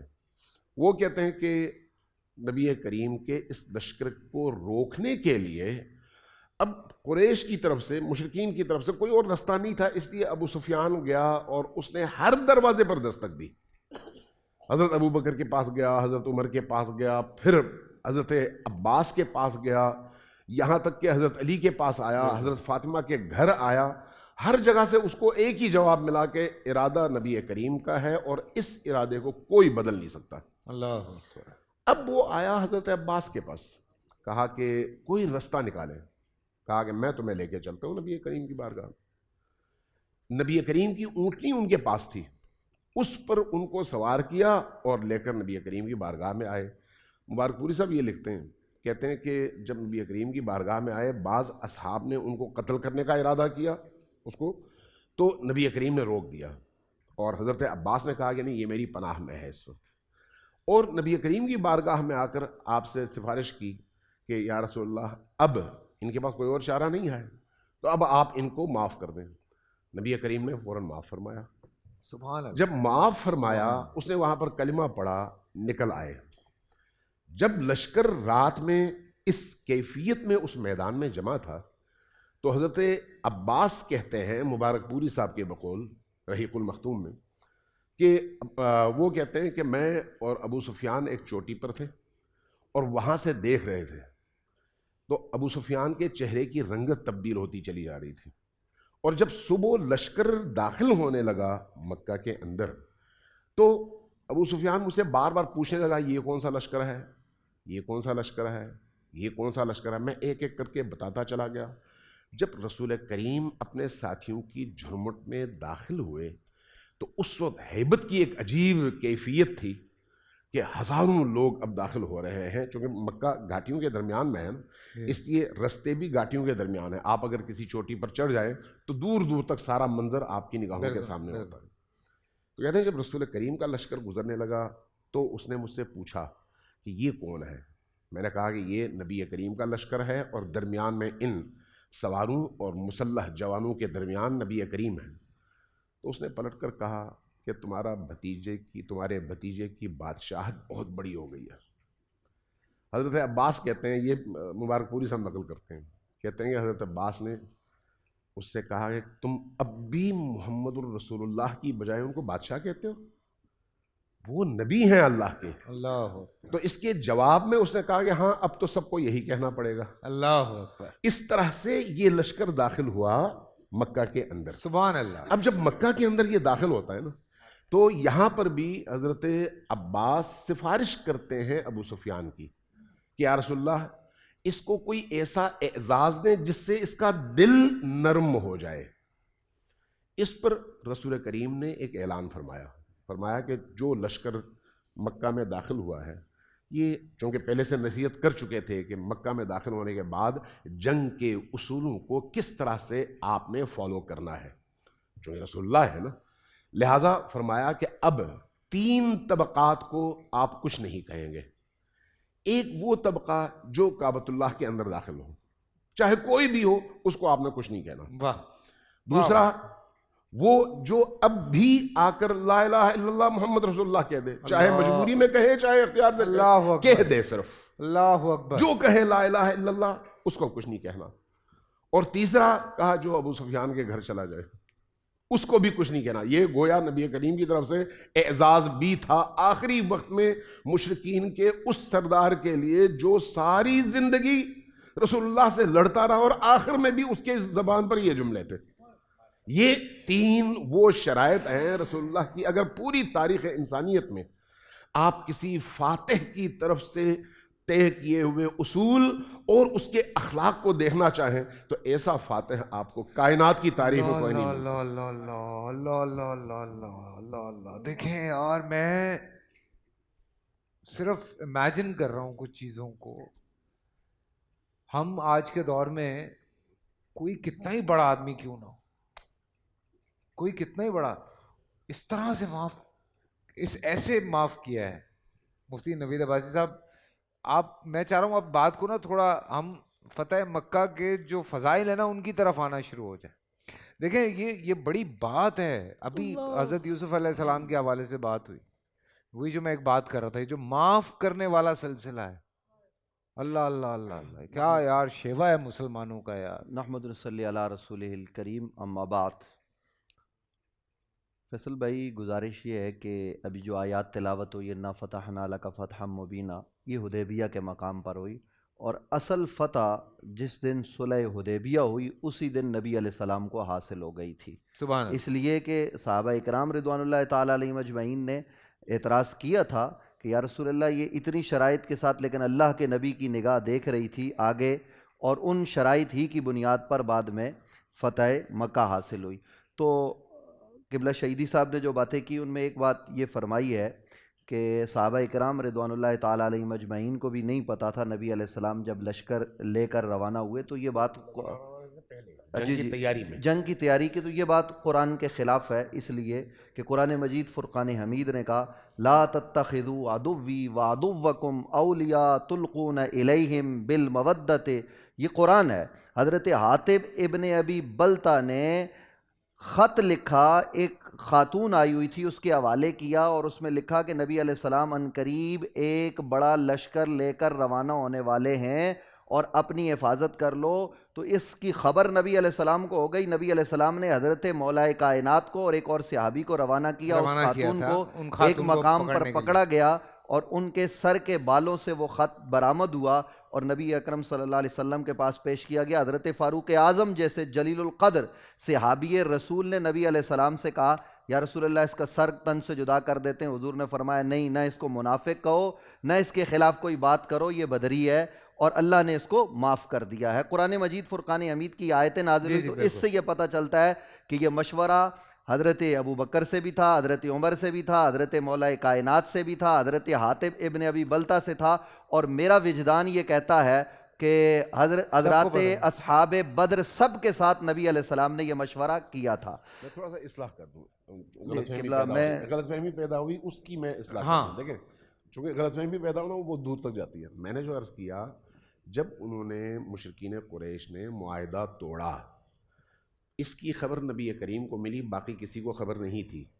اس وقت نبی کریم نے غیر محسوس طور پر سب کو حکم دیا کہ تیاری کر لو، حتیٰ حضرت عائشہ کو بھی خبر نہیں ہونے دی۔ حضرت عائشہ سے جب حضرت ابو بکر نے پوچھا کہ کیا ہو رہا ہے، کہا نبی کریم نے تیاری کا حکم دیا، لیکن یہ نہیں پتا کس چیز کی تیاری ہے، کس جنگ کی۔ اب یہ جو واقعہ ہے اس کے بعد کا ہے، جب تیاری مکمل ہو گئی تو پھر یہ آیات جو ہے اس شخص کے بارے میں ہے جس نے ادھر جاسوسی کرنے کی کوشش کی۔ نہیں، اس پہ بھی میں عرض کرتا ہوں کہ یہ بات بھی حضرت مولا کائنات حضرت ابو بکر صدیق دونوں کو پہلے نبی علیہ السلام نے پہلے دن، اسی دن حضرت مولا کائنات کو اور حضرت سیدنا ابو بکر صدیق کو اس بات کی خبر تھی۔ ٹھیک ہے، اس پر دلائل موجود ہے۔ خیر، تو فتح مکہ کی بات چونکہ ہو رہی ہے تو فتح مکہ یہ اسلامی تاریخ کا ایک انوکھا واقعہ ہے. ابھی آپ نے جو انبیاء کے بول ہیں اس میں حضرت یوسف علیہ السلام کی بابت سنا کہ انہوں نے بھی اپنے بھائیوں کو کیا کیا؟ معاف کر دیا. کیسے معاف کیا؟ کہ انہوں نے کہا کہ آج کے دن تم سے کوئی جو ہے نا لا تثریب علیکم الیوم، آج کے دن میں نے تمہیں کیا کر دیا؟ معاف کر دیا. تو نبی اکرم صلی اللہ علیہ وآلہ وسلم فتح مکہ کے دن جب داخل ہوئے، جو کچھ شہیدی صاحب نے بیان کیا یہ ایسے ہی ہے، ہماری مستند ترین کتابوں میں ہے کہ جناب ابو سفیان جو اس وقت مسلمان نہیں ہوئے تھے انہوں نے پھر اسلام قبول کیا، اور ظاہر ہے اسلام کا یہ ایک تدریجی عمل ہے، یہ آگے بڑھتا ہے. اور مکہ مکرمہ میں جو نبی علیہ السلام نے کہا نا کہ ابو سفیان کا گھر دارالامن ہے، اس کی وجہ اعزاز ہو سکتا ہے، لیکن کبھی وہ ابتدائی زمانے میں نبی علیہ السلام کے پیچھے نوجوان مکہ کے اوباش پتھر لے کے نکلے تھے، تو ایک دن ابو سفیان نے نبی علیہ السلام کو اپنے گھر میں جگہ دی تھی اور ان بچوں کو بھگا دیا تھا. میرے آقا کریم صلی اللہ علیہ وسلم نے اس احسان کا بدلہ بھی یہ دیا کہ آج پورے مکہ کے فتح ہونے کا دن ہے، 10,000 کا اس مسلمانوں کا لشکر، اور مکہ والے سارے دیکھ رہے ہیں. جہاں نبی علیہ السلام یہ فرما رہے ہیں جو کعبے میں آ گیا امن میں آ گیا، جس نے گھر کا دروازہ بند کر دیا وہ امن میں آ گیا، جو ابو سفیان کے گھر میں آ گیا وہ امن میں آ گیا.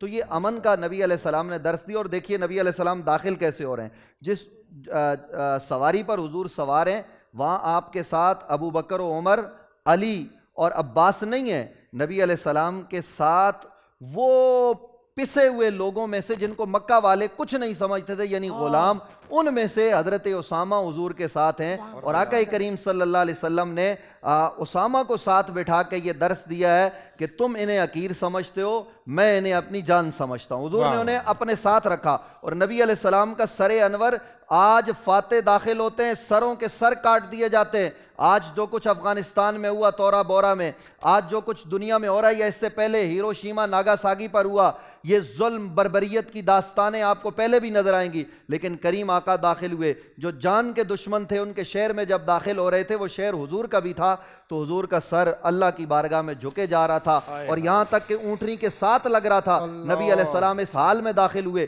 سب کو معاف کیا. لیکن فیصل قریشی صاحب، صحیح الاسناد روایات ہمارے پاس موجود ہیں، یہ آخری بات ہے میری، پھر دیگر علماء بات کریں گے. جب نبی علیہ السلام کے پاس یہ خبر آئی کہ یا رسول اللہ صلی اللہ علیہ وسلم، یہ صحیح بخاری پڑھ رہا ہوں، یا رسول اللہ صلی اللہ علیہ وسلم آپ نے کہا سب کو معاف کر دیں، تو ہم نے تو سب کو معاف کر دیا سوائے ان چند اوباش لوگوں کے جو حضرت خالد کے مقابل آئے تھے. خالد نے ان کا کام تمام کیا، ظاہر ہے وہ مقابلے میں آئے، باقی کسی کو کچھ نہیں کہا گیا. اس موقع پر جب صحابہ نے کہا یا رسول اللہ ایک شخص ابن خطل وہ کعبے کے پردے کے ساتھ لپٹا ہوا، اس کا کیا حکم ہے؟ کیونکہ صحابہ یہ جانتے تھے کہ رسول خدا صلی اللہ علیہ وسلم نے سب کو معاف کیا.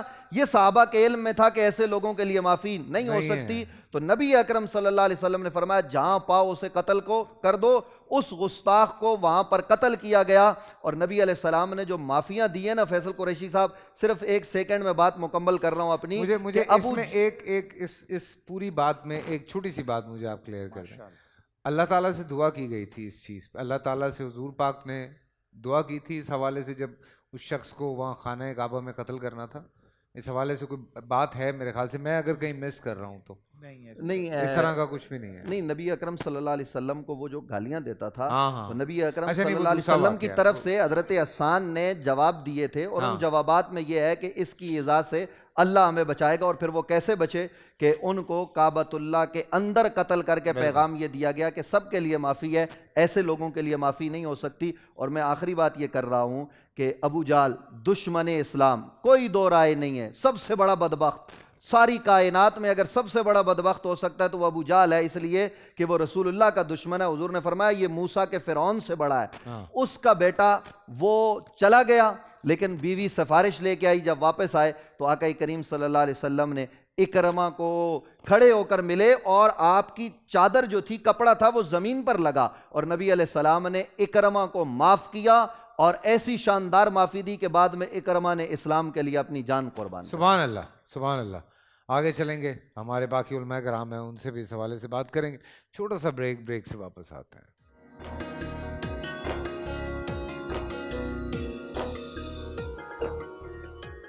ماشاء اللہ، ماشاء اللہ، ماشاء اللہ، ماشاء اللہ، سبحان اللہ. بھائی کیا بات ہے، کیا بات ہے. مفتی ابو محمد صاحب، گفتگو آپ سن رہے ہیں، فتح مکہ کے حوالے سے بات چل رہی ہے، اور بڑی بڑی خوبصورت باتیں جو ہیں وہ سامنے آتی ہیں جب ہم اپنی اسلامک ہسٹری کو جاننے کی کوشش کرتے ہیں.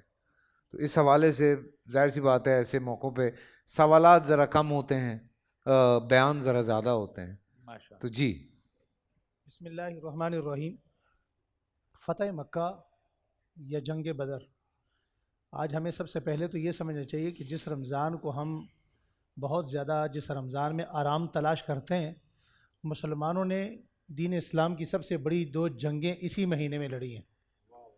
اور دوسری بات یہ ہے کہ فتح مکہ میں جتنے صحابہ اکرام آقا دو عالم صلی اللہ علیہ وسلم کے ساتھ مکہ میں داخل ہوئے، سیرت کے اتنے پہلوؤں پر اتنی کتابیں بنتی ہیں.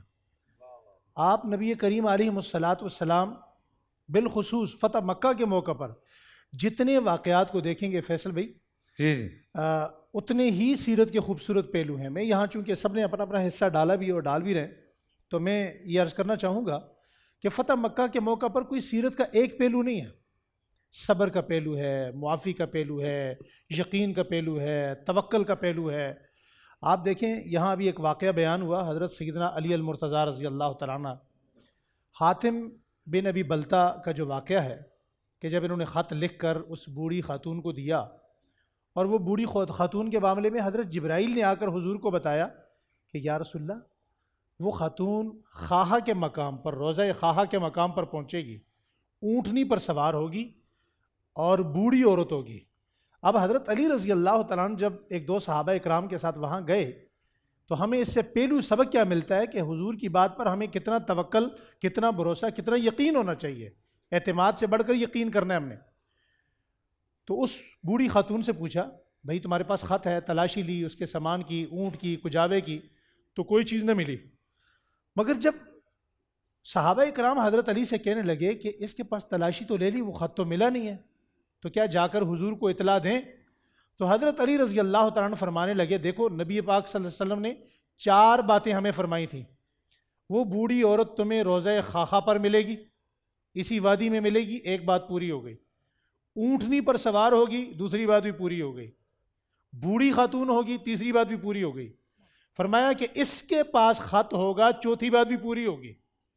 تو مسلمانوں کے لیے اس واقعے سے سب سے خوبصورت پہلو اور سبق یہ نکلتا ہے کہ مسلمانوں کو نظر آئے یا نہ آئے، انہوں نے ہر حال میں اپنے نبی پر یقین کرنا ہے کہ نبی کریم علیہ الصلاۃ والسلام نے جو فرما دیا، یہ ضروری نہیں ہے کہ وہ امتی کو نظر آئے. نبی کو جو نظر آتا ہے وہ بتاتے ہیں، اور وہ ضروری نہیں ہے کہ امتی کی آنکھ دیکھ سکے. امتی کامل وہ ہے جو یقین کرتا ہے.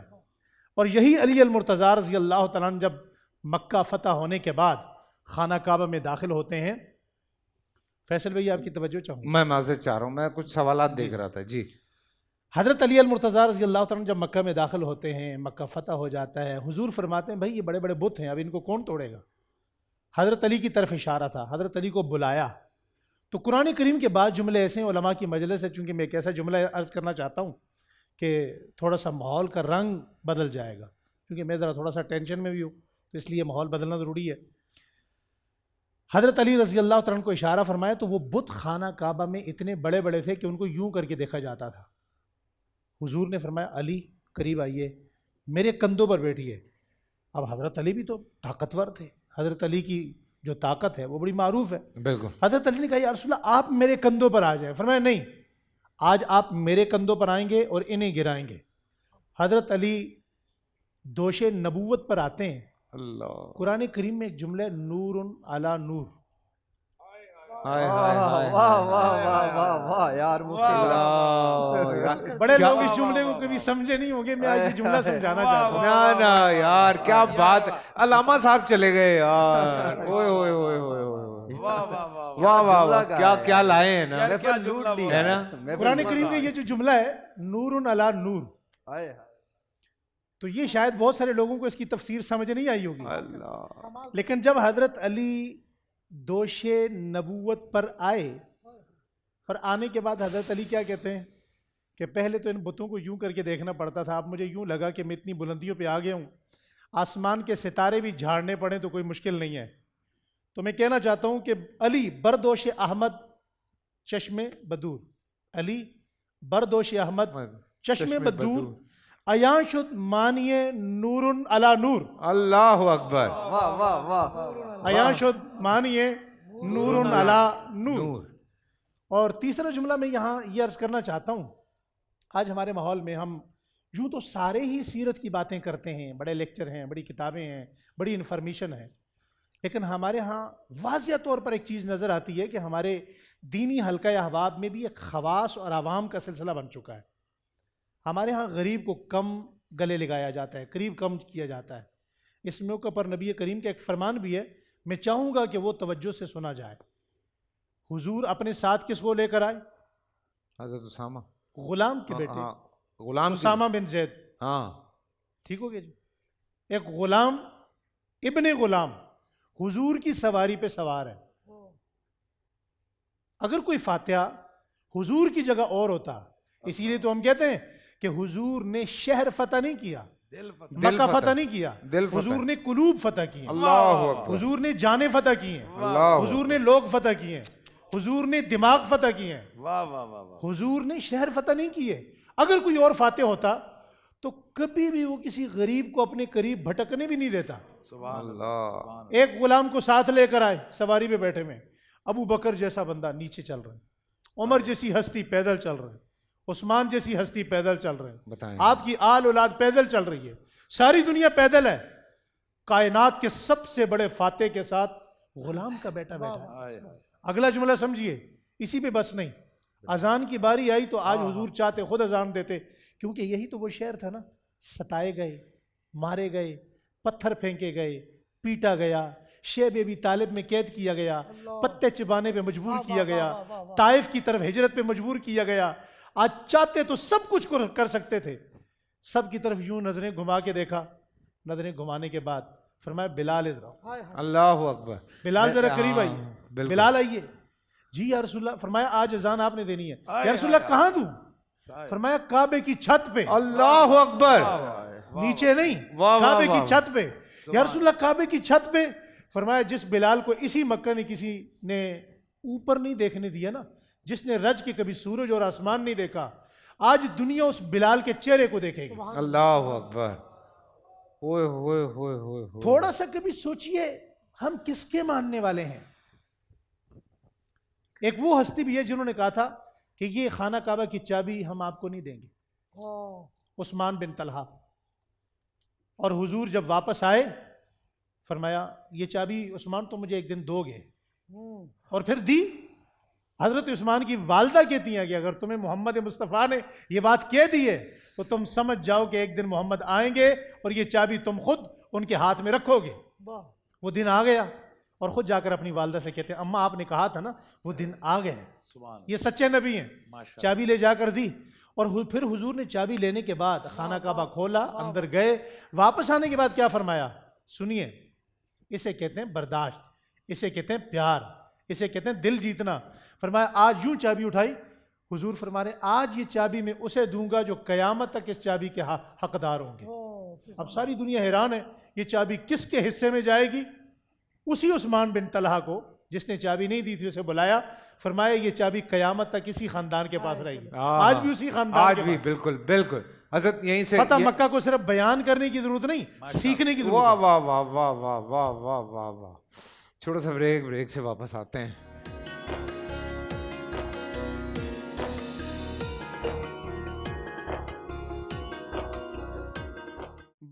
خوبصورت بیانات اور خوبصورت انداز ہمارے علماء کرام کا آپ تک خاص طور سے یہ فتح مکہ کے حوالے سے تمام چیزیں پہنچانا، اور اتنی ڈیپتھ میں چیزیں جب ہم ڈسکس کرتے ہیں، جب ہم بات اس حوالے سے کرتے ہیں، خاص طور سے جو اس طرح کے واقعات ہیں ان کے حوالے سے.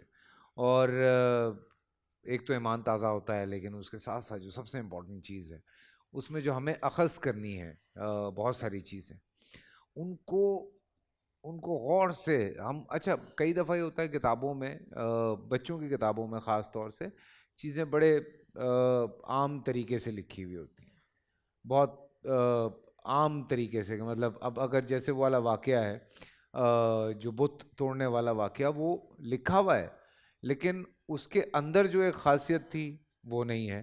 جیسے آپ نے بیان فرمایا کہ جب حضور پاک مکہ مکرمہ تشریف لا رہے تھے تو اس میں جیسے انہوں نے وہ تشریف لائیں، جس طرح وہ جھکتے چلے گئے، وہ ایک بات سمجھنے کی ہے، مطلب اللہ کا کتنا شکر ادا کیا آپ نے. پھر اس میں ایک بات یہ سمجھنے کی کہ وہ تمام قبائل کس طرح سے جمع ہوتے ہیں، جیسے مفتی حنیف قریشی صاحب نے بتایا کہ 8 سالوں میں. اور وہ جو اس میں جب سوشل بائیکاٹ ہوا حضور پاک صلی اللہ علیہ وسلم کا، اور وہ جو 3 سال ہیں جو آپ نے مکے سے باہر گزارے تھے، وہ جب ہم پڑھتے ہیں تو وہ اتنا تکلیف دہ حصہ ہے کہ اس کو پڑھنے کے بعد انسان جو ہے ہل جاتا ہے، کہ اس میں بہت کچھ ہے ان تمام چیزوں میں. حضرت خدیجہ کا وصال بھی اسی اس گھاٹی کا سارا واقعہ یہ بیان ہوا تھا، وہ ہوا ہے. تو میں نے کہا وہ بھی ایک ریمائنڈ کروا دیں کہ وہ بھی آپ سوچیں کہ اس سوشل بائیکاٹ میں جب مکے والوں نے حضور پاک کو بے دخل کیا ہے مکے سے، تو اس میں حضرت خدیجہ کو بھی آپ نے کھویا ہے. تو اس کے باوجود جب وہ واپس آتے ہیں مکے میں، اللہ، تو آپ یہ سوچیں کہ وہ کیا کر رہے ہیں وہاں پہ آ کے اور کس طرح سے بیہیو کر. تو یہ چیزیں انڈرسٹینڈ کرنے کی ہیں، یہ چیزیں سمجھنے کی ہیں. میں پروفیسر صاحب آپ کی طرف آ رہا ہوں، آپ اس پہ اور بہتر طریقے سے جو ہے وہ لوگوں کو سمجھا سکتے ہیں، بتا سکتے ہیں. اس سے بہتر طریقے سے ممکن ہے کہ یہ کیا ماشاء اللہ علماء نے میرے کہنے کا مطلب ہے یہ جو دیکھیں ہمارے اندر نا معذرت، میں بات کاٹ رہا ہوں، معذرت، میں اس لیے حضرت خدیجہ کا ذکر یہاں پہ لے کر آیا ہوں کہ ہمارے یہاں تو بدلہ لینا سب سے پہل ہو جاتا ہے. حضرت حمزہ ہیں، حضور نے قسم کھائی تھی کہ میں ان کے قاتلین سے بدلہ لوں گا، معاف کر دیا، معاف کر دیا. حضرت خدیجہ ہیں جن سے آپ نے بے انتہا محبت کی ہے. سو یہ تمام چیزیں ہیں. اور اس کے بعد جب آپ وہاں جاتے ہیں، تشریف لے جاتے ہیں، تو وہاں جا کے دیکھیں یہ جو پورا جس طرح سے ہینڈل ہوا ہے یہ سچویشن، یہ بالکل کچھ اور ہے. بسم اللہ والصلاۃ والسلام علی رسول اللہ وعلی آلہ وصحبہ اجمعین وبعد. فتح مکہ بڑی عجیب فتح ہے. لوگ فتح کرتے ہیں، جشن مناتے ہیں، ڈھول تاشے بناتے ہیں، واہ واہ. لیکن آج کی ایک ایسی فتح ہے، فاتح تواضع اور انکساری سے جھکے جا رہے ہیں، آنکھوں میں آنسو ہیں، کہہ رہے ہیں انا فتحنا لک فتحا مبینا. یہ آج جو کچھ ہے یہ اسلام کی عظمت پر دلیل ہے. آج اسلامی نظریہ عربی قومیت پر اس نے فتح پائی.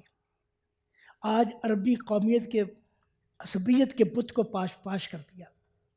آج آپ نے کہہ دیا سب انسان برابر ہیں. آپ جب بیت اللہ میں داخل ہوئے، آپ کے ساتھ کون تھا؟ حضرت اسامہ بن زید تھے، حضرت بلال تھے، دونوں غلام تھے.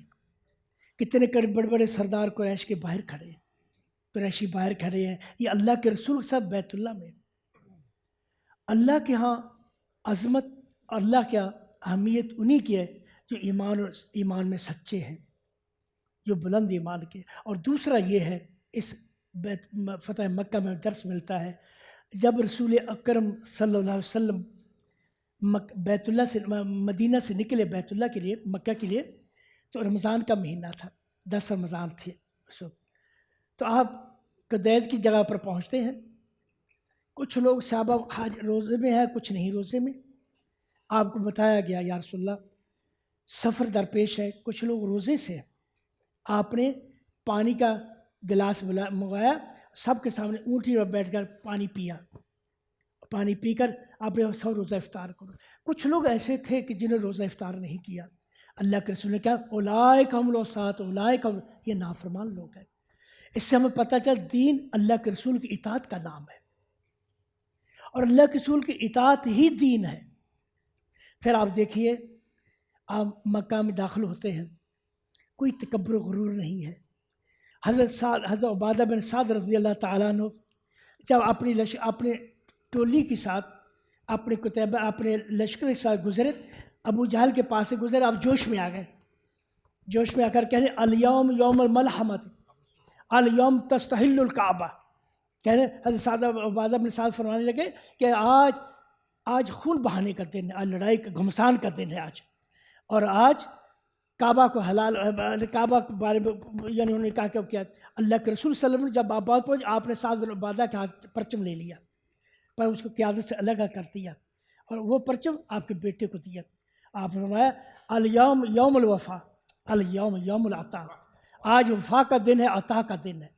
آپ اندازہ کیجیے اس ہستی کا، جس ہستی پر ان مکے کی گلیوں ظلم کے پہاڑ توڑے گئے، لوگوں نے ستایا، آپ کا قافیہ حیات بند کر دیا، آپ کو مجبوراً مکہ چھوڑنا پڑا، اور جب آپ مکہ چھوڑ کر جا رہے تھے آپ کیا فرما رہے تھے؟ مکہ لولا اخرج قوم ما ترکتو، اے مکہ اگر تیری قوم مجھے نہ نکالتے میں کبھی چھوڑ کر نہ جاتا۔ آپ کو مکہ سے بے حد محبت تھی۔ اب انصار کی بھی ایک آزمائش تھی، انصار اس فکر میں پڑ گئے، مکہ فتح ہو گیا، رسول اکرم سے اپنے آبائی شہر کے پاس آ گئے ہیں، جانے اب ہمارے ساتھ واپس جائیں گے نہیں جائیں گے، ہم کیا کریں گے؟ تو ان کے دل و دماغ میں شکوک و شبہات پیدا ہو۔ جب اللہ کے رسول کو پتہ چلا، آپ نے انصار کو بلایا، انصار اگر ہجرت نہ ہوتی میں انصاری ہوتا، تمہارے ساتھ میرا وعال محیاکم، میرا زندہ رہنا تمہارے ساتھ ہے اور میری موت تمہارے ساتھ ہے۔ لوگ آج گھروں میں بھیڑ بکریاں لے کر جائیں گے، تم اللہ کے رسول کو لے کر جاؤ، یہ نہیں ہو سکتا کہ میں یہاں مکہ میں رہ جاؤں۔ تو مکہ جو ہے، فتح مکہ جو ہے، اس میں ہمارے لیے بڑے دروس ہے۔ پہلا درس جیسے شخص نے فرمایا کہ بیت اللہ کی چابی، ایک وقت جب حضرت علی کو بھیجا عثمان بن طلحہ کے پاس چابی لینے کے لیے، یا ہجرت نہیں کی تھی، اس نے انکار کر دیا تھا، آپ نے فرمایا ٹھیک ہے، پھر جب آپ پھر حضرت علی کو بھیجا، آج چابی لے کر آئے، عثمان بن طلحہ پریشان تھا، آج ہمیں چابی ملے گی کہ نہیں ملے گی؟ اللہ نے ہوگا عبد الامانات الی اہلھا، آج میں چابی دوں گا، تمہیں دوں گا، یہ تیرا ہی حق ہے، اور رہتی دنیا تو تمہارے پاس رہے گی چابی۔ اور دیکھیں اللہ معجزہ، دیکھیں آپ، جس فیملی کو رسول اکرم صلی اللہ علیہ وسلم نے چابی دی وہ اب تک موجود ہے، 1400 سال ہو گئے، خاندان ختم ہو جاتے ہیں۔ آج ہم آپ سے پوچھیں ٹیپو سلطان کا خاندان کہاں ہے، دوسرے بڑے بڑے بادشاہوں کے خاندان کہاں ہے، لیکن یہ خاندان اسی طرح باقی ہے۔ یہ معجزہ اسلام ہے، مکہ میں ہی موجود ہے، سمجھے نا؟ تو اس طرح فتح مکہ، اس میں ہمارے لیے بڑے دروس ہے، اور ہم مسلمانوں کو چاہیے وہ اس فتح مکہ کے بارے میں پڑھیں، سیکھیں، اور اللہ کے رسول کی سنت کو اپنائیں۔ سبحان اللہ، سبحان اللہ۔ اور پوری ایک فلسفی ہے اس کے پیچھے۔ فی الحال چھوٹا سا بریک سے واپس آتے ہیں، کہیں مت جائے گا۔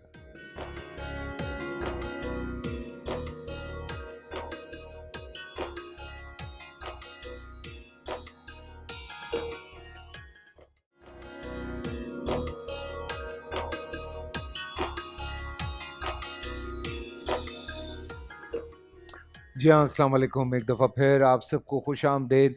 فتح مکہ کے حوالے سے بڑی خوبصورت گفتگو، اور بات بہت خوبصورت انداز سے بیان ہوئی، اور سیریسلی ہر دفعہ ہم بیٹھ کے جب بھی بات کرتے ہیں ایک نیا پہلو سامنے آتا ہے، ایک نئی چیز سامنے آتی ہے۔ ابھی بریک میں بھی ہم یہی بات کر رہے تھے کہ سوچیں کہ اتنے سے لوگ ہیں جن پہ 10,000 کا لشکر آتا ہے۔ اب یہ آج کے زمانے میں مفتی صاحب، آپ صرف یہ سوچیں کہ ایک چھوٹا قبیلہ ہے جہاں پہ 10,000 کا لشکر آتا ہے، امیجن کریں کہ کیا ہوگا آج کے زمانے۔ اور میرے پیارے نبی صلی اللہ علیہ وسلم وہاں پہ آ کے کیا کر رہے ہیں؟ معاف کر رہے ہیں لوگوں کو، عورتوں کو بچا رہے ہیں، بچوں کو بچا رہے ہیں، بزرگوں کو بچا رہے ہیں، دشمنوں کو معاف کر رہے ہیں۔ ابھی مفتی صاحب بھی ایک بات کہہ رہے تھے بریک میں کہ دشمنوں کو معاف کیا جا سکتا ہے، متنفر کو نہیں، مرتد کو نہیں، مرتد کو جی، وہ ایک الگ ٹاپک ہے۔ اصل میں فیصل بھائی آج کے حوالے سے آپ بات کر رہے ہیں تو ہم یہ اسی لیے اپنے سننے والوں کو، اور یہ جو ڈالریے دانشخر لوگ ہمارے معاشرے میں آ گئے ہیں کہ جو ہر بات پہ مغرب کو لے آتے ہیں، مغرب کو لے آتے ہیں، ہم ان سے یہ کہتے ہیں خدا کے لیے آپ اپنے نبی کی سیرت کو پڑھیے, آپ اسلام کو پڑھیے, پھر اس کے بعد آپ اگزامپلز دیں. آپ کیسے نیپولین کی مثال دے سکتے ہیں, آپ کیسے باقی جناب جرنیلوں کی جناب مثالیں دے سکتے ہیں. ذرا بتائیے کہ جنگ عظیم دوم میں کتنے کروڑ لوگ متاثر ہوئے اور مارے گئے, اور رسول اللہ صلی اللہ علیہ وسلم کی پوری آیات طیبہ میں چند 100 لوگ بھی نہیں مرے. یہ سوچیں ذرا, جتنی جنگیں ہوئی ہیں. اب اس میں پھر آج اسرائیل کو دیکھیں کہ وہاں پر جنگ نہیں ہے, وہ ظالم لوگ پورا ایک 56-57 اسلامی ملک موجود ہیں, اس کے باوجود وہ لوگ وہاں مسلمانوں کے ساتھ کیا کر رہے ہیں. پوری تمام اقوام عالم کی ہسٹری کو آپ پڑھیں اور وہاں فاتحین کا وہ انداز, غرناطہ کی جنگ کو آپ دیکھ لیں, 7 لاکھ لوگ جناب ایک دن ذبح کیے گئے. پھر آپ بغداد کو دیکھیے جناب, 10 لاکھ لوگوں کو ایک دن جناب اللہ طے کر دیا گیا. اب یہ سب ایک طرف ہے اور ہمارے نبی کی سیرت دوسری طرف ہے کہ اعلان ہو رہا ہے, اپنے جنگی اپنے ساتھی کہہ رہے ہیں الیوم یوم الملحمہ, پر حضور فرماتے نہیں, آج یوم الملحمہ نہیں ہے, آج جنگ کا دن نہیں ہے, آج تو مغفرت اور بخشش کا دن ہے, آج تو سکون اور امن اور راحت کا دن ہے. تو میں یہ کہہ رہا تھا کہ جہاں ایک طرف ہماری یہاں اخلاقی تربیت یہ واقعہ کرتا ہے, وہیں پر ہماری اعتقادی تربیت بھی کرتا ہے کہ ہمارے نبی کے یہاں پر بہت سارے کمالات نظر آئے. اور میں چونکہ کل مولا کائنات کا دن آنے والا ہے تو اس حوالے سے یہاں ایک ماشاءاللہ آج انہوں نے بڑی زبردست جو ہے نا وہ گفتگو کی. محترم جناب مفتی ابو محمد صاحب, ہم ان کو سلوٹ مارتے ہیں کہ بڑی پیاری گفتگو انہوں نے کی, اور وہ جو ہلا کے رکھ دیا ان کے جملے نے کہ رسول اللہ نے مولا کائنات علی المرتضیٰ کو کندھوں پر اٹھایا, تو یہ نور علی نور کی تفسیر تھی. اللہ اکبر.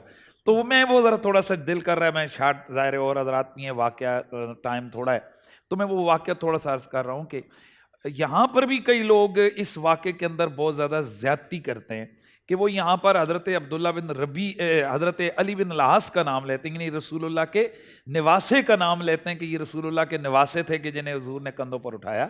خدا کے لیے یار اتنا زیادتی نہ کریں, پتہ نہیں کون سی چیز آپ کو تنگ کر رہی ہے. یہاں مولا علی ہیں, اور یہ نسائی شریف کے اندر ہے, مجموع الزوائد کے اندر اس کے سارے راویوں کو سکہ قرار دیا ہے حافظ اپنا اس نے صاحب مجموع الزوائد نے, امام حیثمی نے, اور دیگر اس طرح بہت ساری حدیث کی کتابوں میں یہ روایت احمد بن حنبل میں موجود ہے کہ نبی پاک صلی اللہ علیہ وسلم نے مولا کائنات کو بلایا اور مولا کائنات کو فرمایا کہ اے علی یہ بتوں کو توڑنا ہے.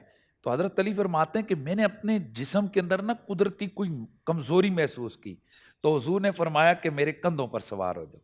تو کہتے ہیں کہ جب میں حضور کے کندھوں پر سوار ہوا تو فَإِنَّهُ يُخَيَّلُ إِلَيَّ أَنِّي نِلْتُ إِلَىٰ أُفُقِ السَّمَاءِ, کہ میں نے یوں محسوس کیا کہ جیسے میں یہاں نہیں ہوں, میں آسمان کے کناروں کو چھو رہا ہوں. اور پھر آپ فرماتے ہیں کہ چھت کے کعبے کی چھت کے اوپر بت تھے. ویسے تو 360 سے زیادہ بت وہاں مکہ شریف کے اندر کعبے کے اندر رکھے ہوئے تھے, کعبہ شریف کے اندر, لیکن یہ ایک بڑا بت تھا جو تانبے کا تھا. تو فرماتے ہیں کہ مجھے حضور نے حکم دیا کہ اس کو توڑو, تو میں نے ایک ضرب ماری تو وہ تانبے کا بت اس طرح سے ٹوٹا کہ جس طرح شیشہ ٹوٹ کر بکھر جاتا ہے. اور یہاں میں تھوڑا سا سننے والوں کی توجہ چاہوں گا اور ان سے یہ عرض کروں گا کہ وہ سوچیں ذرا, کعبے کو بتوں سے صاف کب کیا حضور نے؟ فتح مکہ والے دن. تو اس کا مطلب ہے کہ فتح مکہ سے پہلے کعبے کے اندر کیا پڑے ہوئے ہیں؟ بت پڑے ہوئے ہیں. تو رسول اللہ اسی کعبے کی طرف منہ کر کے نماز کب سے پڑھ رہے ہیں؟ بالکل 2 ہجری سے. دیکھیے اتنے سال اللہ کے رسول نے اس کعبے کی طرف منہ کر کے نماز ادا کی جس کے اندر بت پڑے ہوئے ہیں. تو آج جو لوگ یہ کہتے نظر آتے ہیں کہ حضرت مولا کائنات کعبہ شریف کے اندر پیدا ہوئے, تاریخی حوالے سے ان کو حق حاصل ہے وہ جرا کریں, لیکن اپنے عقل کو یہاں ڈکوسلا اختیار کرنا اور کہنا کہ جناب یہ جو کعبہ شریف ہے یہ تو بتوں والی جگہ تھی, ہمارا دل نہیں مانتا کہ جی مولا علی کعبے میں بتوں والی جگہ پر تشریف لائیں. ارے بھائی وہ کعبہ ہے, اگر کسی نے وہاں پر بت رکھ دیے ہیں تو کعبے کی کیا وہ جو بیت اللہ ان اول بیت وضع للناس الذی ببکۃ مبارکا وہدی للعالمین, اس کی وہ عظمت ختم ہو سکتی ہے؟ تو یہی جواب ہے کہ اسی بتوں والے کعبے کی طرف اللہ کے رسول جو ہے نا وہ منہ کر کے نماز پڑھ رہے ہیں. تو کسی مسجد کے اندر نامناسب چیز کے ہونے سے اس مسجد کے خدا کا گھر ہونے کا سٹیٹس ختم نہیں ہوتا, اسی طرح کعبہ شریف کا سٹیٹس ختم نہیں ہوا. فقط شیخ صاحب بہت اچھی بات کی بالکل کہ رسول اکرم صلی اللہ علیہ وسلم نے بیت اللہ کی طرف منہ کیا, نماز پڑھی, بت موجود تھے. اس سے پتہ چلا اسلام دین برداشت کا دین ہے, تحمل کا دین ہے. سمجھے نا؟ جی یہ دراصل میں باتیں کچھ ایسی ہوتی ہیں کہ جنہیں صاحب عقل اور صاحب ذوق سمجھ سکتے ہیں. کچھ لوگ یہ کہتے ہیں کہ حضرت علی رضی اللہ تعالیٰ عنہ کعبہ میں کیوں پیدا ہوئے؟ بھائی ان کو کسی کی پیدائش کی جگہ پر اعتراض کیوں ہو سکتا ہے؟ اگر وہ ہم سے لوگ اس پہ بھی اعتراض کرتے ہیں. سنیے کتابیں لکھی گئی ہیں. میں صرف ایک جملہ عرض کرنا چاہتا ہوں, میں اپنے انداز میں ایک جملہ عرض کرنا چاہتا ہوں کہ اللہ کو پتہ تھا کہ ایک وقت آئے گا فاطمہ بڑی ہوگی اور اس کی شادی علی سے ہوگی. تو یہ اس لیے ہوا کہ اللہ بتانا چاہتے ہیں کہ جب علی کی شادی ہوگی تو علی رب کے گھر سے آئے گا اور بیٹی نبی کے گھر سے آئے گی. اللہ اکبر. بھائی یہ کہاں سے لاتے ہیں یہ باتیں؟ یہ کیا چاہ رہے ہیں تشریح سبحان اللہ سبحان اللہ. بات ہی ختم کر دی نا آپ. دوسری بات عرض کروں. جی حضرت علی, چونکہ بات چھیڑ دی ہے حضرت علی کا. حضرت علی کون ہے پہلے تو یہ بات سمجھنے کی ہے نا. حضرت علی کو ہر بندہ سمجھ نہیں سکتا. حضرت علی رضی اللہ تعالیٰ عنہ کے متعلق آقا دو عالم کا اپنا فرمان ہے کہ حضرت علی کو اعتدال پہ سمجھو گے تو سب سمجھ آئے گا, حضرت علی کو نہیں سمجھو گے یا ادھر ہو جاؤ گے یا ادھر ہو جاؤ گے. تو جو حضرت علی کو نہیں سمجھے گا اسے صحابہ بھی سمجھ نہیں آئیں گے. میری اپنی ذات کا پریکٹیکل یہ ہے کہ میں نے تو ابوبکر عمر عثمان کو بھی حضرت علی سے سمجھا ہے. اور اگلا جملہ میں کہوں, اب حضرت علی رضی اللہ تعالیٰ کی چونکہ بات چھڑ گئی ہے تو حضرت علی جب پیدا ہوا نا تو لوگ کہتے ہیں اس وقت تک آنکھیں نہیں کھولیں جب تک حضور لاب دہن لگایا نہیں. ہم یہ کہتے ہیں کہ علی آنکھیں کھولنے ہی نہیں چاہتے تھے. علی نے جب آنکھیں کھولیں تو علی کی نگاہ سب سے پہلے جس چہرے پر پڑی, آنکھیں مرتضیٰ کی ہیں, چہرہ مصطفیٰ کا ہے. ختم کر دی بات ہی یار. سبحان اللہ سبحان اللہ, کیا بات ہے. کچھ چیزیں دنیا میں تکوینی ہوتی ہیں بالکل, اور کچھ چیزیں اوپر سے ہوتی ہیں. وہی نا, وہ جو مفتی صاحب بھی کہتے ہیں, آپ لوگ بھی ایک بات کہتے ہیں کہ کچھ چیزیں ہیں جو ہماری یہ جو ہم بے عقل لوگ ہیں ان سے بالا تر ہیں. ان سے میں ایک مسئلہ سمجھانے کے لیے عرض کروں.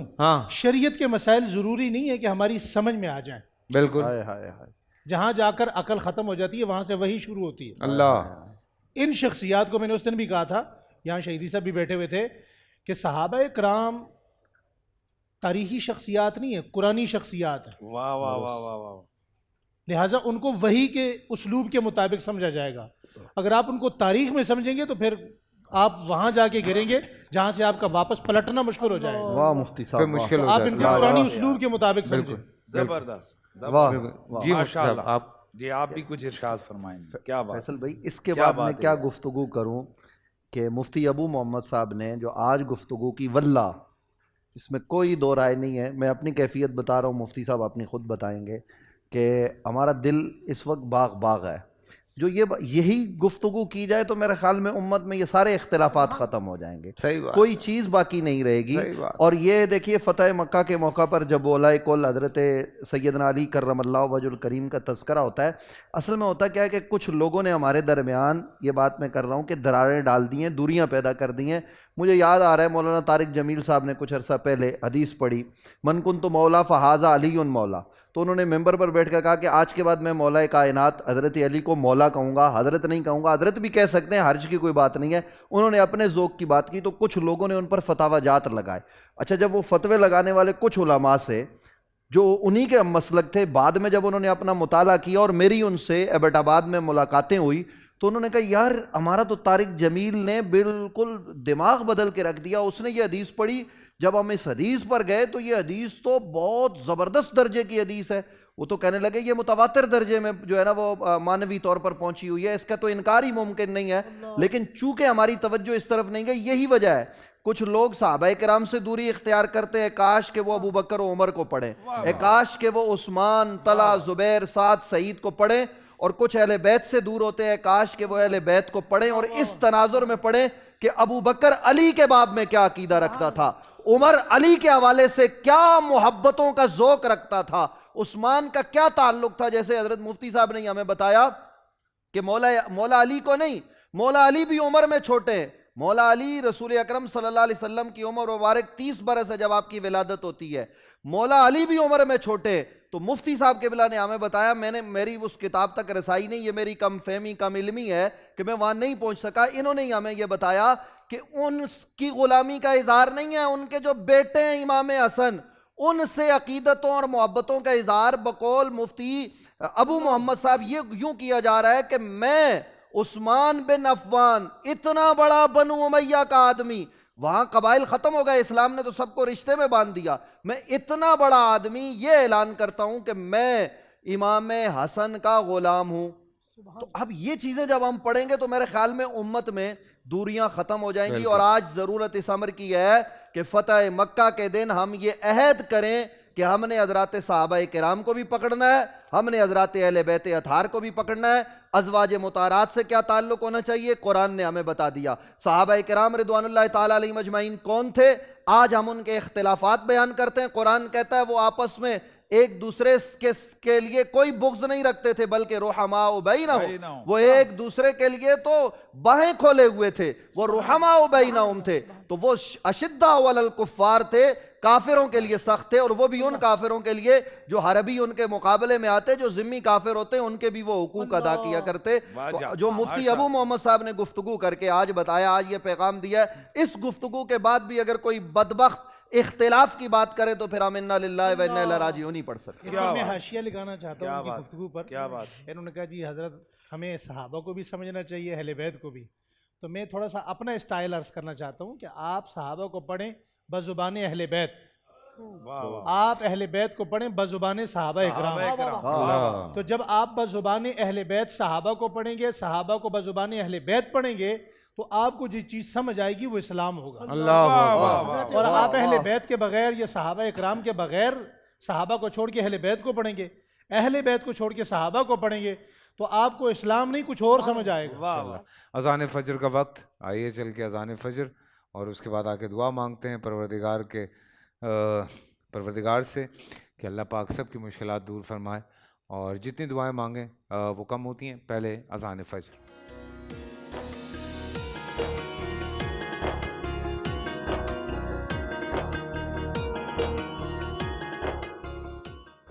اللہ اکبر اللہ اکبر اللہ اکبر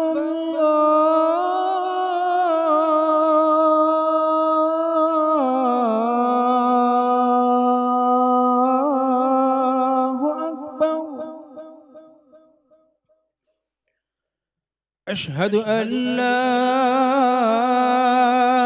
الہ الا اللہ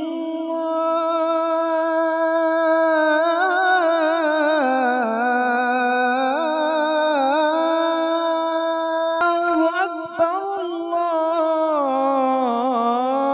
اللہ اکبر لا الہ الا اللہ.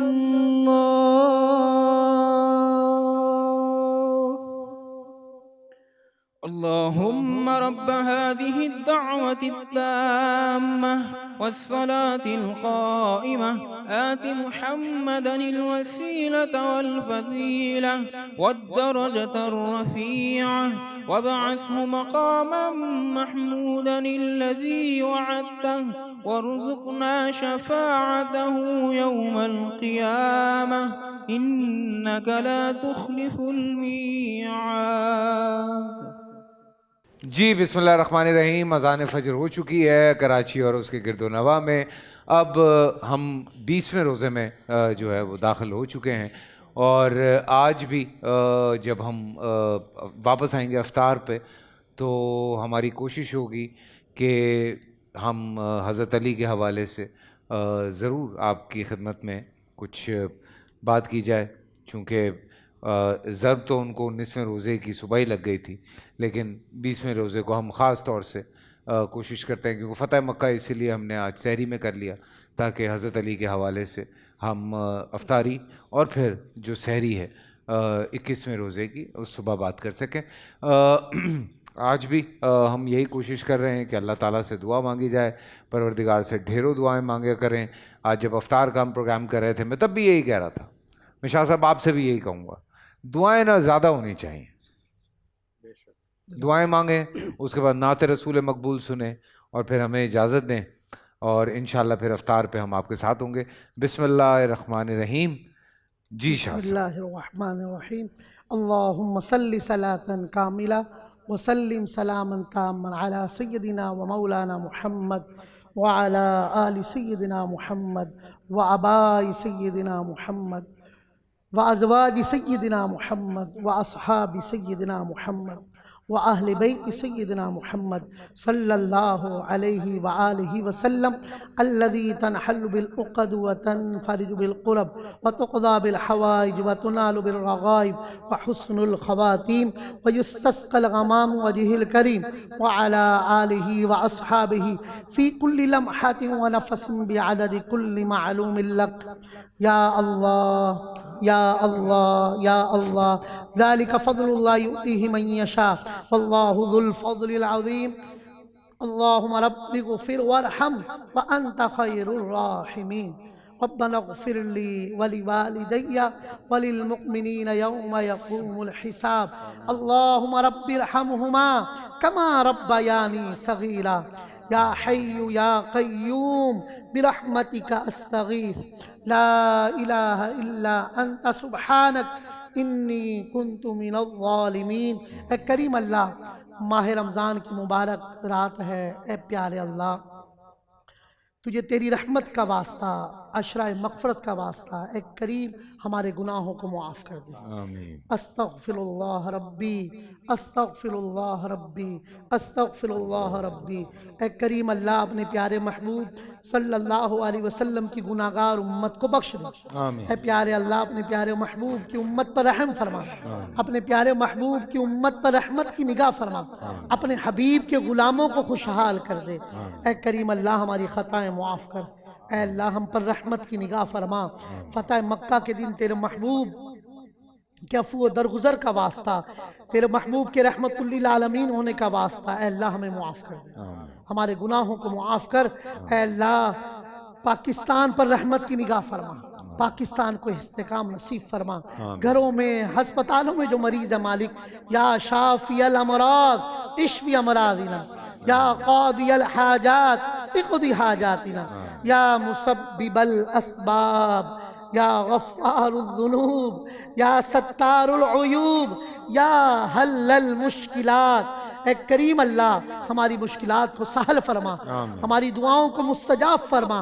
اے کریم، فلسطین، سیریا، شام، افغانستان، مقبوضہ کشمیر کے مسلمانوں پر رحم فرما. ہماری دعاؤں کو مستجاب فرما.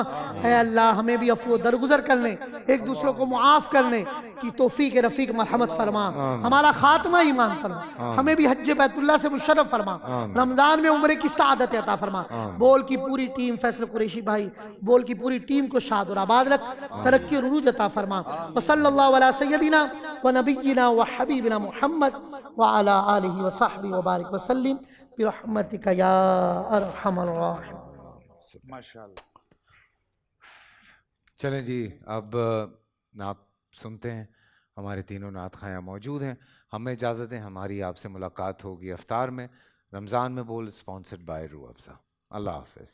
رب کا احسان ہے ماہ رمضان ہے. الحمدللہ رب العالمین والصلاة والسلام علی سید الانبیاء والمرسلین.